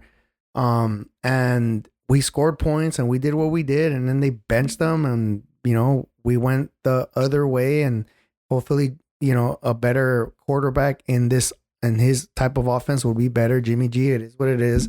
Do you think Jimmy G? Okay, so if you had to choose today, Jimmy G or Derek Carr? Derek Carr. I wouldn't even flinch. Right? Yeah. So that's what I'm saying. But the thing is, they made the decision because they're like, Derek Carr is not meant for this scheme, and this type of scheme is short passes, right? Slants, stuff like that, right? Derek Carr wasn't just gonna throw it, and that's what we missed. Now we saw, this last game, which was Monday night, the last straw. Jimmy G missing Devontae Adams 3 times. That interception wide open. Why does he throw a ball underthrown? Even if it's but he's double covered. It doesn't matter. You throw that on the very right corner where only Devontae can get it, and it could have been a touchdown. But if you can't make that pass, don't throw it. Yeah. If he's double covered. But that's why he's trash. I think Jimmy G's been trash. I think he was trash when he was with the Niners. Yeah, the Niners made him look good. Yeah, their whole scheme makes quarterbacks look better than what they are. Yeah, I think Brock Purdy is gonna be. He's kind of unraveling right now too. Well, he's unraveling, but it's not too. He makes throw. He's obviously a way better thrower than Jimmy G. The thing is, he's finally starting to go down this curve where he's showing his rookie side, and that's okay. He has to go through this, right? Like he's probably gonna lose 3 games, lose 4 games, 5 games. He has to go through this and then get through it, and then he'll be good again. Because he was too perfect for too long, and now it's like, okay, how do you handle this type of adversity of losing 3 games or 4 games, people talking shit, all of it? You have to go through it. So I think he'll be okay because I've seen him throw some balls that are just great. He's just not making calls right now. I think he's lost a little bit of confidence, but he'll get right back to it. Damn, what's next for your Raiders, you think? Well, they benched Jimmy G, right? Yeah, they benched Jimmy G. So I went to the Bears game. Absolutely garbage game. After that, I was like, this needs to go, right? And then Monday Night Football was now televised. Everybody saw it. It's like, dude, you need to make a change. He fired everybody, okay? Now we got Antonio Pierce, which is linebackers coach, is a man of all men, and people look up to him. What I think is going to happen is that they're going to just try to sling it out, right? Sling it out with the rookie, which he does have an arm. And we're gonna lose some games, but we're gonna probably win more than we would have. And after this, I don't know. You can still we're like I think 3-5. It's not out of reality to make it like at a 500, right? That would be the goal at this point. Like, don't tank. Yeah, just I say break even. I say play your hearts out and ball it out. And if there's a way you can sneak into the playoffs, you do. But at this point, 500. And if honestly the team plays great and they can come up with the scheme and build it better next time, if the coach did such a great job, you just keep them in there, switch some personnel, and make the team the way the Raiders used to be, right? If I was the coach and I was going into the Raiders, I'd be like, play hard, hit some fools, go deep, scare the team. You just gotta. You sound like Al Davis. But that's what it is. Yeah. And right now, like, how are you gonna come into Excellence Raiders and then try to go the Patriot way? Well, exactly. Yeah, that's exactly. That's why I mentioned you guys have so many Patriots. Because number one, I think you're right about Mark. Davis. I saw the video of him getting into an argument with the fans at Charger Stadium. And I was like, damn. And I thought to myself, Al Davis, I can never see Al Davis getting into it with like some Chargers. Like, yeah, I think that guy kind of, it's looking, and I'm in for it too because Jerry Jones loves the Cowboys. I don't think his son, will love the Cowboys like he loves them, and that changes. It's more like a business to them, You guys have to also contend, man, with it. You guys are paying, like, I just saw the Instagram post. It was like 80 million to the coaches that aren't coaching for you guys, which is Chucky and this fool. And then Chucky, man, that was a hit, bro. Like that was an NFL hit. You're not gonna tell me that Chucky's the only racist in the NFL. No, but I don't know that there was some scheme behind that one because how do you go investigate an owner that's a complete dirtbag and then come out of this investigation, nothing to do on that end, but it's like, oh, Chucky, let's pin something on this way. That guy, he must have had dirt on the league or something, and was like, you better make this go away somehow. And then they turned everything that way. It was. Do you think that there's? Do you think that there's a possibility that it could be that old NFL grudge with the Raiders? Because I mean, Al Davis from the NFL's inception, he fought it. He was the commissioner of the AFL or the AFL. So, the Raiders have always been the black sheep of the NFL. Like if there's like a light and dark of the NFL, it's like the Cowboys are the light. Come on, America's team. Come on, tell me I'm lying. And then the Raiders are like the dark, like look at your guys' fucking uniform. It's like black and silver, fucking pirate. You guys used to play in Oakland, and when you go to that stadium, you're like, oh, holy shit, I'm in the black hole. Like legit black hole. Yeah, bro. I can attest, and that shit is intimidating, and it's like, holy shit, I know it's a different type of fan base, and I just went to the Chargers a game when they played the Cowboys, and I thought like, oh my God, the Chargers have the weakest fucking fan base. It's because they should have never left San Diego. They had sad. They had hardcore fans in San Diego. They should have stayed there. The tailgate is like, non-existent. It's fucking ugly. So the Cowboys gotta be good because everybody hates the fans and people like to see them lose. Yeah, that's fine. The Raiders need to be good because people like to see the punching in the mouth, right? That type of the way they used to play back in the day. Punch them in the mouth. Yeah. Go freaking run it up the gut. Mm-hmm. Go ahead and throw it deep. Like you gotta have these teams be good because people either love them or hate them, but either way they're gonna bring big views. When the Raiders played the Cowboys, I think last year around Thanksgiving. Yeah, no, it was on Thanksgiving. That fucking game got like so millions of fucking viewers. It was one of the highest watched games in the last. And we lost, and we fucking lost. I was gonna go to that game, and I was like, "Oh, we're gonna spend time with family." Blah blah. Blah. After the game, me and my buddies, man, fuck family next time, bro. We'll just go to it. I went to when I went. Look, me and my buddy just went to where the fuck I forgot where me and Rose saw each other recently. Oh, Halloween, and we were both talking about that game, and he told me, bro, like this is like last week, right? He told me he's like, I still wish that would have ended differently, and I'm like, what do you mean? He's like, I wish you would have at least got socked, and I'm like. I go, what did I do wrong? Like the way I acted. He's like, absolutely, you're disrespectful. And I'm like, bro, I remember this motherfucker. Like we're walking out of the stadium, and I was quiet. I didn't say anything like throughout the whole time. And there was other Cowboy fans that were like cheering, and they were like, yeah, we won.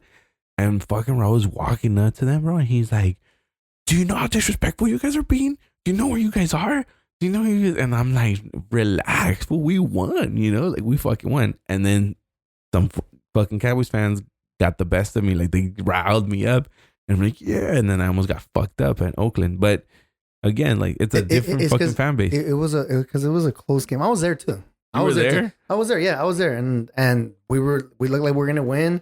And then I saw Derek Carr go to that corner, and I saw the ball go out, and I yelled. People were happy because of touchdown, and I looked at my friend. Where were you sitting? Was it far up? I was sitting somewhere in the middle, but on the bottom. I was in the hundreds. I was in the black hole. Yeah, in the end zone, and I think people were more mad about the index card. Oh, instead. The index card that if you just replay that game, Oh, you're like, man. what the hell happened here? That's see, you see what I'm saying though? That is like a historic game. We were you both get, there. That's you dope. get a fumble like that, and then you get the index card, and you get two teams that are like you. First of all, you get the Cowboys at the light playing inside the black hole. And it was just And one of the last games in Oakland. yeah. So it was just a spectacular game that just had all kinds of drama. But yeah, that was a true fan base, man. Like there was a lot of Cowboy fans there, but there was a lot more Raider fans. Oh my God. If we're gonna do that again in 2 years, I think, or in a year, and it's gonna be in Dallas? No, it's gonna be we just played in Dallas, Vegas? so we're gonna play in Vegas. I guarantee you it's gonna be 50-50, if not like 40-60. Because Cowboy fans are probably gonna try to run up the place. The tailgate at Oakland was fucking dope. I don't think there'll ever be a better tailgate than that, because the people would just straight up set up shops around taqueros everywhere, DJ sets. They had like, a fucking pig spinning. Yeah, I remember that. There was people that would be there to just do that, not even go to the game. They would watch the game in their car right there. They had TV setups. Like there was we were in the first, like when we got, because my best friend, his cousin is like a diehard. Excuse me, he's like part of Raider Raza. They're like a group. And this fool has a mobile bar that we're taking, and we fucking takes us there at 4 a.m. The game's not till 1, and he took us there at 4 in the fucking morning, dude, because they start letting people into the lot like at 6. Yeah, and you gotta set up shop. And we set up in the first row at 6 a.m, and then there was a fucking trailer, bro. Like, when I mean a trailer, I mean like a semi-trailer, and it was black, and it had a fucking Raider, and it wasn't even Raider owned. Like the Raider team doesn't own it. This is a fan owned. And when this fool got there, like a fucking trailer, I'm thinking like equipment. This fool pops it open. It's like a RV, and he's a smoker, fucking barbecue. Like it was insane. Bandas. Yeah. It was fucking crazy. I ate so good that day before getting anywhere even inside the stadium. And then I remember it was nighttime. What the game wasn't it a like a it might have been even like 5 p.m, some shit like that. Yeah, I think it was a Sunday night game for prime time. I think so, because I would have to backtrack, because at this point I just remember I felt like it was a whole day event. And I remember when we got out, it was like late. Yeah. I got on the train, the BART. And that was like, fuck, I regretted it as soon as I was like, this is a bad idea. I was like, I'm gonna get stabbed. I thought I was gonna get stabbed, bro. And my homie is like, just like, fuck you. He's like, fuck you, Cowboys fan. And that shit was crazy. And I remember like walking through the stadium and looking up and seeing like cracks in the pillars, and like there's water coming through. It's the worst stadium I have ever seen in my entire life. Dude, it was so. So I just came back from Chicago, like I said. I watched the Bears, the terrible Bears beat the crap out of the Raiders. I took my girlfriend to her first game, to the worst. She saw the worst game of her entire life. It probably won't get worse than that. But we went to Wrigley Stadium. Wrigley Stadium has been there for like over 100 years. I saw your picture. The thing is nice, beautiful, well taken care of. Yeah. And we were there, and they were asking us questions, right? Like, "Are you guys from Oakland, Las Vegas?" It's like, no, we're from LA, but you're wearing Raiders. Yeah, I wore Raiders all weekend. There's not, I didn't have any other wardrobe. Raiders, everything. And I told them, I was like, you know what's funny is like this was built 100 years ago, and it's fantastic. They're like, well, when Oakland was built, it was state of the art, 1970. I was like, yeah, that thing's a dump now. I was like, I don't know why they didn't put money into it and kept it state of the art. The worst stadium I have ever seen in my life. Just go ahead and knock it down. Man. You know they have a booking station there, so like if you can get locked up in the stadium. What made you become a Raider fan? So when I was 1994, right? One of my uncles was watching football game. He was all Raider, all black, and the old veteranos are like, yeah, let's go, right? So I remember being 4 and just watching him hyped up over the TV. Yeah. And this was when it was the LA Raiders in '94. Yeah. And he was hyped up, and I just watched it, and I thought they were badass. At that time, they were good. Yeah. They were the LA Raiders. We live over here. These guys run it up your gut. They hit hard. They're the thugs on the field. Yeah. And that's what and that's Raider way, right? Like if somebody was to come in now and be a coach and just be like, hey, hit hard. Yeah. We get a penalty, I'll be a little upset, but that's why they love. Don't hurt them. But that's why they love Marshawn Lynch. When he was he's a Raider. Max Crosby. He's a Raider. You know, like Raiders at heart. Like the fools that are gonna go all in. Yeah. So I remember that game, and then after that, I didn't really watch football again, but I started watching it more like in '98 when I can actually comprehend a lot better. Yeah. And I was like, oh, I'm gonna just watch football, and I started liking the Raiders. And 2002 came, right? Went to the Super Bowl, and everything was all great, and then we lost, and after that, it was just lose your season Rich after Gannon. that, and I stayed there, yeah, and I stayed a fan. That was it. You can't just switch teams, like, you know. You remember that one moment. You remember how the team is. You're just for years, you're hoping they just come back to what they are. And the press conference from Antonio Pierce is like, you know, we got to go back to being how we were. So if they can do anything of that, that's what I told you. If they can do anything, go to 800 and be a baller team, I say give them the chance. You're going to save the money that you're going to spend freaking $50 million doing the next dumb coach. Just pay him, bring some ballers that are really committed to building a team that, you know, on defense, that wants to run it up the gut. You have the pieces in place of Raiders. Like Josh Jacobs, if you just want to run it up he's a Raider. Yeah. He'll run you over, right? You guys, what you have to remember, you do have to be careful with Josh Jacobs, is that you guys better do something now, because he doesn't. Running backs have shelf life. No, for sure. So the thing is, and that's what makes it difficult, is that more likely you're losing because he's gonna want a big contract for a long time, and it's like, look, you're gonna be good. Gonna be worth it. You're gonna be good another 1 year, 2 years, and then after that, like, we have to start. You got to be a one two punch combo. You're gonna be the hard hitter, and then we're gonna bring the really fast elusive and just switch you back and forth.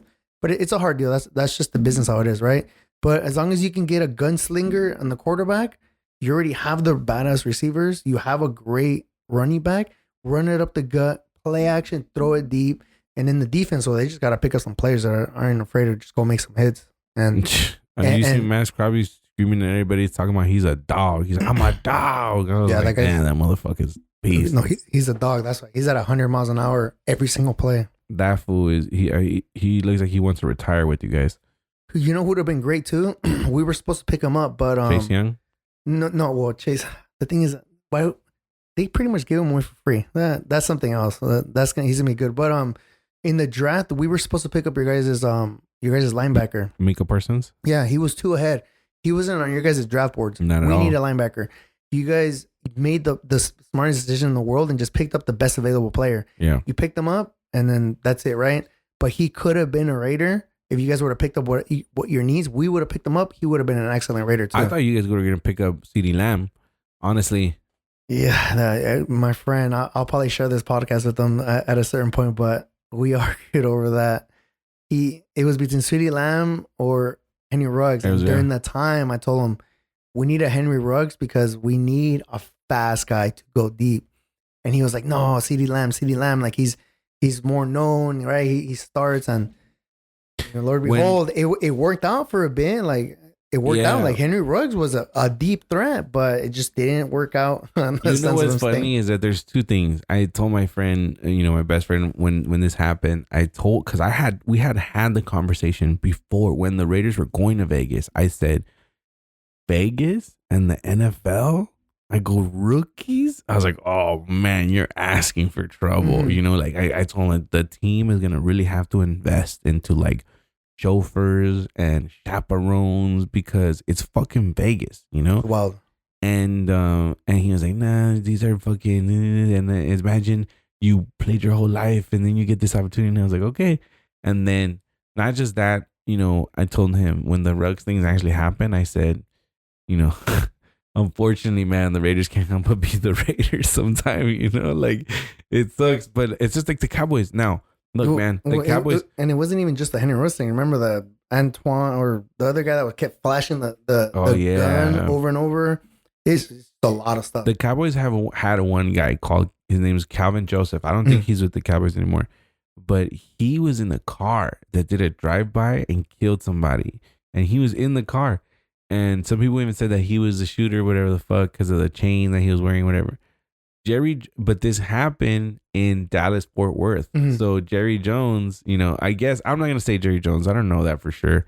But, it just seems that when shit happens in Dallas, Fort Worth, it just kind of goes away, like it just kind of goes. And the kids, he was playing, bro, like a week later, you know, which was to me, I was like, that's fucking wild. Like somebody got killed, you know, and this kid's over here playing defensive back, you know. But yeah, man, Henry Ruggs, bro, that video is fucked up. Like you see him just, he supposedly he had like 20 shots at Topgolf. Like that, I think that's what it was. He had like a ridiculous amount of shots. So first of all, it's a combination of a lot of stuff. Like I get it, you're probably having some drinks, but damn, dude, 20 shots and still you got to take your car back. Like, you know, I'm pretty sure it's different now. I'm pretty sure now they're like, hey, you're gonna go anywhere, like you're gonna get chauffeurs. Yeah, chauffeurs. I think after that they implemented something like that, but they just didn't.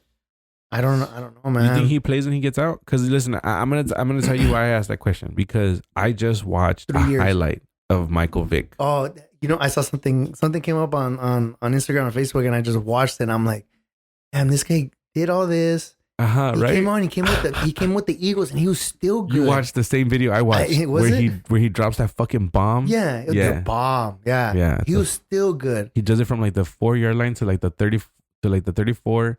And then that fool takes it all the way in for a touchdown. The problem with if you're gonna ask if he plays again is that Michael Vick was an ultra superstar. Yeah, he didn't kill a person, right? Yeah, as a dog. And then he still had an like if you don't use your arm's just gonna still stay good, and he can still play.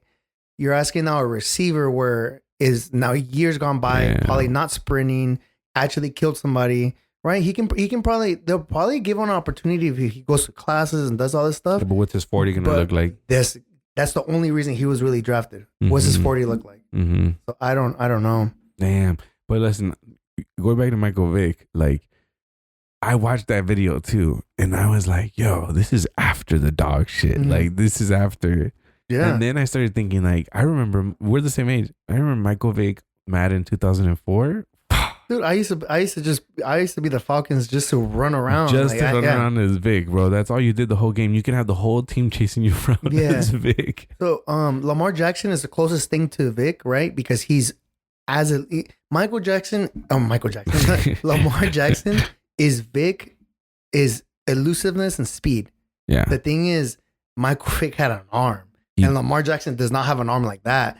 So is there going to be another Michael Vick in the future? Probably, because you see a Lamar Jackson. Yeah. Now you have to see a Lamar Jackson with the arm of Brett Favre. That's what Vick was, because he would bomb it. I think Brett Favre, he would hit like 60 miles an hour and break people's fingers because of how hard he threw it. And they said Michael Vick was just like that, but he was fast, right? Do you think Michael Vick is just like one of those, you know, like you get like a Michael Jordan, like just fucking freaks of athletes, like freak athletes? I would say so, because also too, he didn't really go through injuries.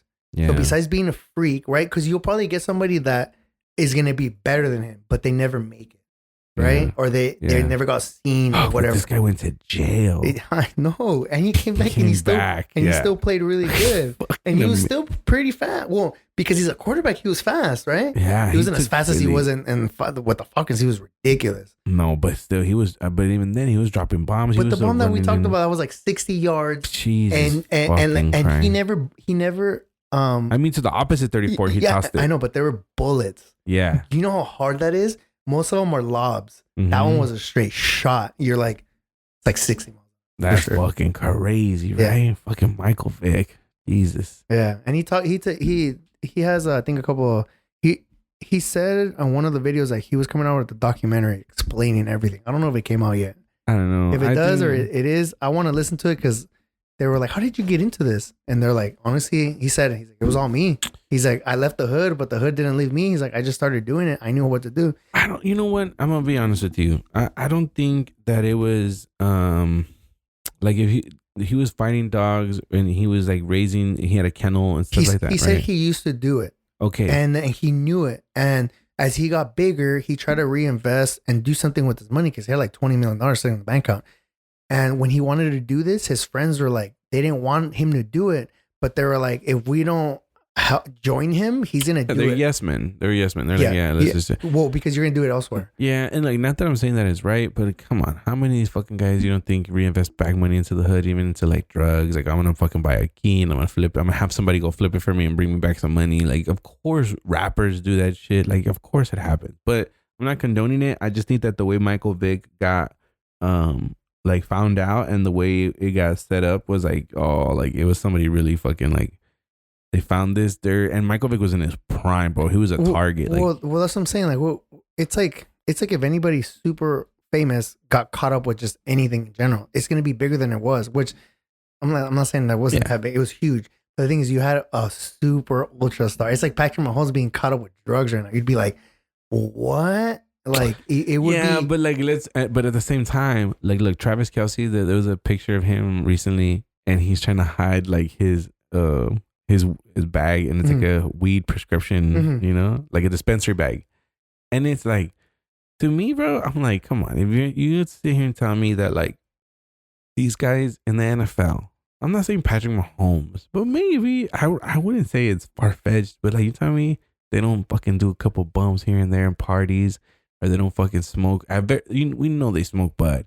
But like, you don't tell me that they party, do some eggs here and there and shit like that. Yeah. So that's the thing, right? Patrick Mahomes, no. Like, have you ever seen the football series on NFL on Netflix? Come on, I think the shiny ones like that are the worst ones. I don't know, man. He seems like a good straight edge person, but everybody else like that's not a complete starter and is making $400,000-$500,000. And look at Brett Favre. You know, Brett Favre got into some shit now.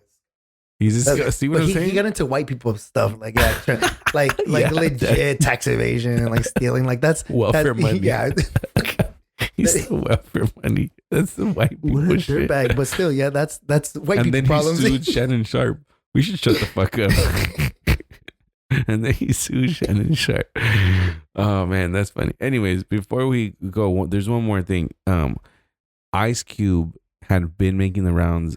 We both listened to Joe Rogan. He went on Joe Rogan. He said that the NBA had targeted him and the Big Three league, and had said that targeted them, telling advertisers, if you advertise with the Big Three, we won't work with you with the NBA, leveraging their power. And like the Big Three, they just got the government. I think who is it, like the SEC or whoever the fuck or.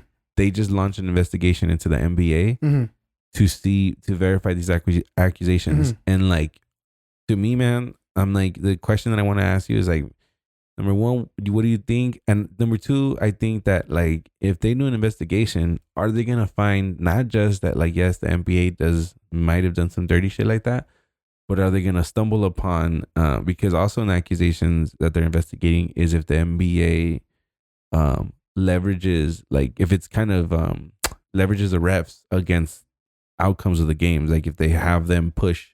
Oh, so yeah, more than likely yes. Right. Yeah, but I think if you're investigating one thing, they might find the whole leveraging in the game, but they're not going to bring that up. So you don't think so? No, I don't think so. I don't think so. I think what'll happen is they're going to get a slap on the wrist because they did do that. Yeah, they did.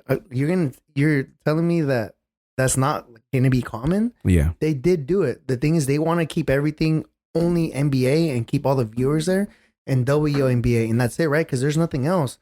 The NFL makes so much money that, yeah, they let the XFL do their thing, but they know that it's not going to work. All these other leagues, it's not real competition to them. Anybody can go do it. They're not going to pull these sponsors. There's a lot of sponsors anyways, but they're not going to mess with that. I was thinking about that. Yeah, the NBA just, I'm pretty sure they saw people were like, hey, they kind of like this because they know that nothing compares to the NFL. You're not going to get the eyes off it, no matter what. Yeah.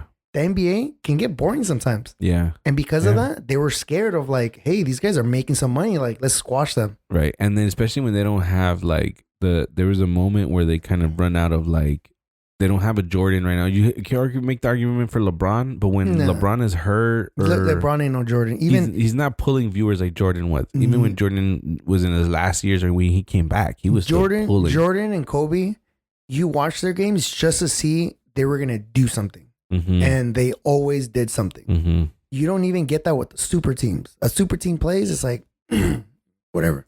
Yeah, like Kevin Durant, and sorry. Yeah, I don't like the fucking Phoenix. I watched They're kind of boring. They are, and again, I don't know why. The Big Three was bringing an alternative. Now, here's where I thought about it. I thought about it deep. I thought, man, how would I feel though? Like if in 20 years from now, the Cowboys, a team that I love, wasn't as special because if the NFL did have competition, what if my kids or their kids end up all like, I'm an XFL guy, man. Like, I'm not an NFL team, like that shit would be fucking horrible, bro. So a part of me also doesn't want any competition for the NFL. I want the fucking like, I'm a third generation Cowboys fan, like that's dope to me. I want my kids to be Cowboys fans and they are, and I want their kids to be Cowboys fans. So yeah, fuck. There won't be no competition with the NFL.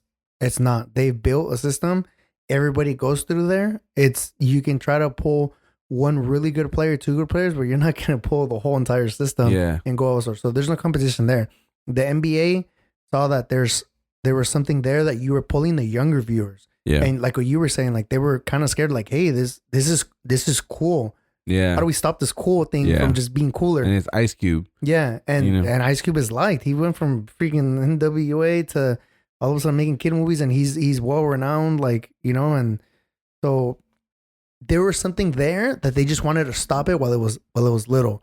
And there is going to be something there, but like I said, they're just going to get a slap on the wrist. Once you kill it, for them to try to restart it again, is it going to be as the same? I don't know. So yeah, that's gonna be interesting because definitely, yeah, you're right. There's no Showtime Lakers. There's no what was the other one called when it was Kobe and Shaq? I know it's like Showtime, and then there was one more. They did it. They talked about it in the documentary. I just watched it too, and it was like Showtime, and then I forgot what it was, but it was when it was Kobe and Shaq, and that whole time, which was our fucking years, like that was amazing. I remember them winning those championships. I remember those championships, which were insane, and everything happened. And then I remember Kobe once he did the Olympics, he went from being a ball hog, everything, to everybody then loved him after that. I think he opened up, and that's when then they started with Paul Gasol. Yeah. And even then we lost to the Celtics, right? Yeah. Amazing series. Then we beat the crap out of Orlando, and then we played the Celtics again. That series going to Game 7, everybody watched it. Yeah. Because you don't even know who the villain was, but you were watching Kobe with this team trying, everything. Dude, and nothing beats that. Right now, it's just like a bunch of good players in a team that don't even play that great because you have one player that would be fantastic, right? Just a baller by themselves, and now you put them with three other ballers, they don't seem as great anymore. It's not as fun. Yeah. You gotta have that one. You gotta build around that one guy that's just a complete baller, and you watch the game because of him and what he does, but also how he builds the team around him. And now it's not like that. I got to go to the Staples Center. It was for a Lakers practice, bro. It wasn't even for a game. And when they bust us from elementary school, it was like my 5th grade trip. And they bust us Staples Center, and we got to sit like really, really close. And I got to see Kobe. This is 2000. This is like young Kobe, And I none of them were like superstars yet. Shaq was, but I don't even think Shaq was there. It was like it was Kobe practicing, and I got to see it like close. And now as an adult, like then it was like, oh, when he started winning, I was like Kobe, and I had the jersey. But now with everything that's happened, I'm like, fuck, I was lucky enough to like see Kobe there. We were lucky to see Kobe, and we also got cheated because I honestly think he would have owned a WNBA team and like turned it into what it and turned it into he would have turned WNBA into something more. Yeah, and I think he would have probably still been part owner of the Lakers. He was gonna do, honestly, I firmly believe he was gonna be bigger in his second life than his first life. Dang. But he kind of got robbed off it, and that sucks. But I'm glad to see that Shaq is just completely loved, man. That guy, he DJs, he gives back to the communities. That guy's just, they both would have been amazing at their second lives, and Shaq's gonna live it. And I know he misses them, but it sucks that we got robbed of that because he would have been great. Have you watched Muse?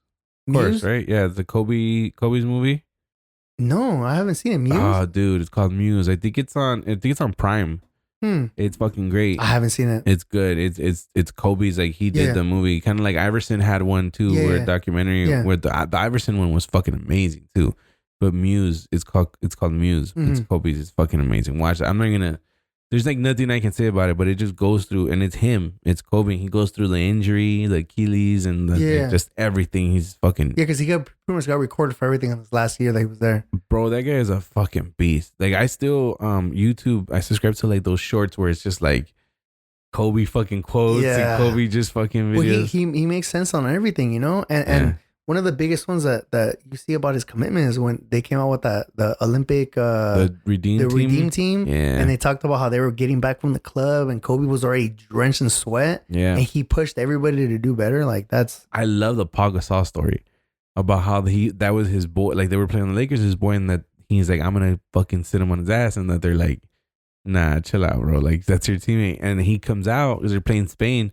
And then he boom just fucking goes right through him, and then everybody was like, "Oh shit!" Like Kobe's not fucking around. Like that's when everybody took it serious, and that's amazing, bro. Like, but that type of like, that was the mama mentality that you get, right? Because he wanted to win. So even though he was your boy, you went again and hit him in the chest and say, "Hey, look, we're not boys right now, right?" Yeah, that's fucking wild. Compared to like nowadays, everybody, and I saw this on a I think it was PTI or something. We're talking about everybody's friends. He's like, how do you play hard against your friend on the other side? You guys are just gonna try to have fun. Like, nah, you gotta beat him. Well, that's LeBron's. That's the whole thing about LeBron. Like, that's what they say. You know, I'm not even say they. I think that's my own opinion, that the difference of leadership between LeBron and Jordan. Because like when you watched the Jordan documentary, you know, I forgot what it's called. Yeah, I know which one. And when you watch that, Jordan was an asshole. Like, he's a fucking dick. Like, he was the guy who motivated you by being an asshole, you know? Kobe was also that. You know, you hear it and you see with Kobe, you see it in videos. Jordan, there wasn't that technology wasn't there, but with Kobe, you see that soft. Y'all soft as baby shit, you know? Like, how am I supposed to get better with this shit, coach? You know, like, and you hear those stories. And then you have LeBron, who, like, they say LeBron will throw an arm around you and be like, it's okay, buddy. Yeah. And you do better next time. To me, like, and then someone like me personally, bro, I do good off of, like, and I've told you this before, like, tell me, like, if you fuck up and I put an arm around me, like, it's okay, man, we'll get him next time. You're not gonna do nothing. But I'm like, if I look at you, I'm like, dude, you fucked up. I can't believe you. What's wrong? What's wrong with you? You'd be like, oh shit, I really did fuck up. Yeah. Bro, Raul fucking one time, and I've said this before on the podcast, fucking took a picture of the back of my head, bro, when I had this haircut. And he shared it in a mass email and was like, look at Jesse's haircut. And I was like, fuck. I went that day and cut it. And that's an asshole move, but it made me fucking take action, you know? And like, again, some people nowadays, the generation needs, you know, $20 an hour, which is an arm thrown around them. But I think, that's what you kind of get what you pay for. Yeah. And maybe when we're like 80, 90, we watch the economies fail, we're going to be like, you fucking idiots. You know, like, you bunch of pussies. Your minimum wage is $40 an hour. That's why. On that note, man, we're fucking like 2 hours. I want to thank you for coming through, bro. And let's do this again. Definitely. Yeah, 100%. You name it. And I'll be here for sure. Sounds good. All right, man. Thanks. Yeah. Have a good one, man.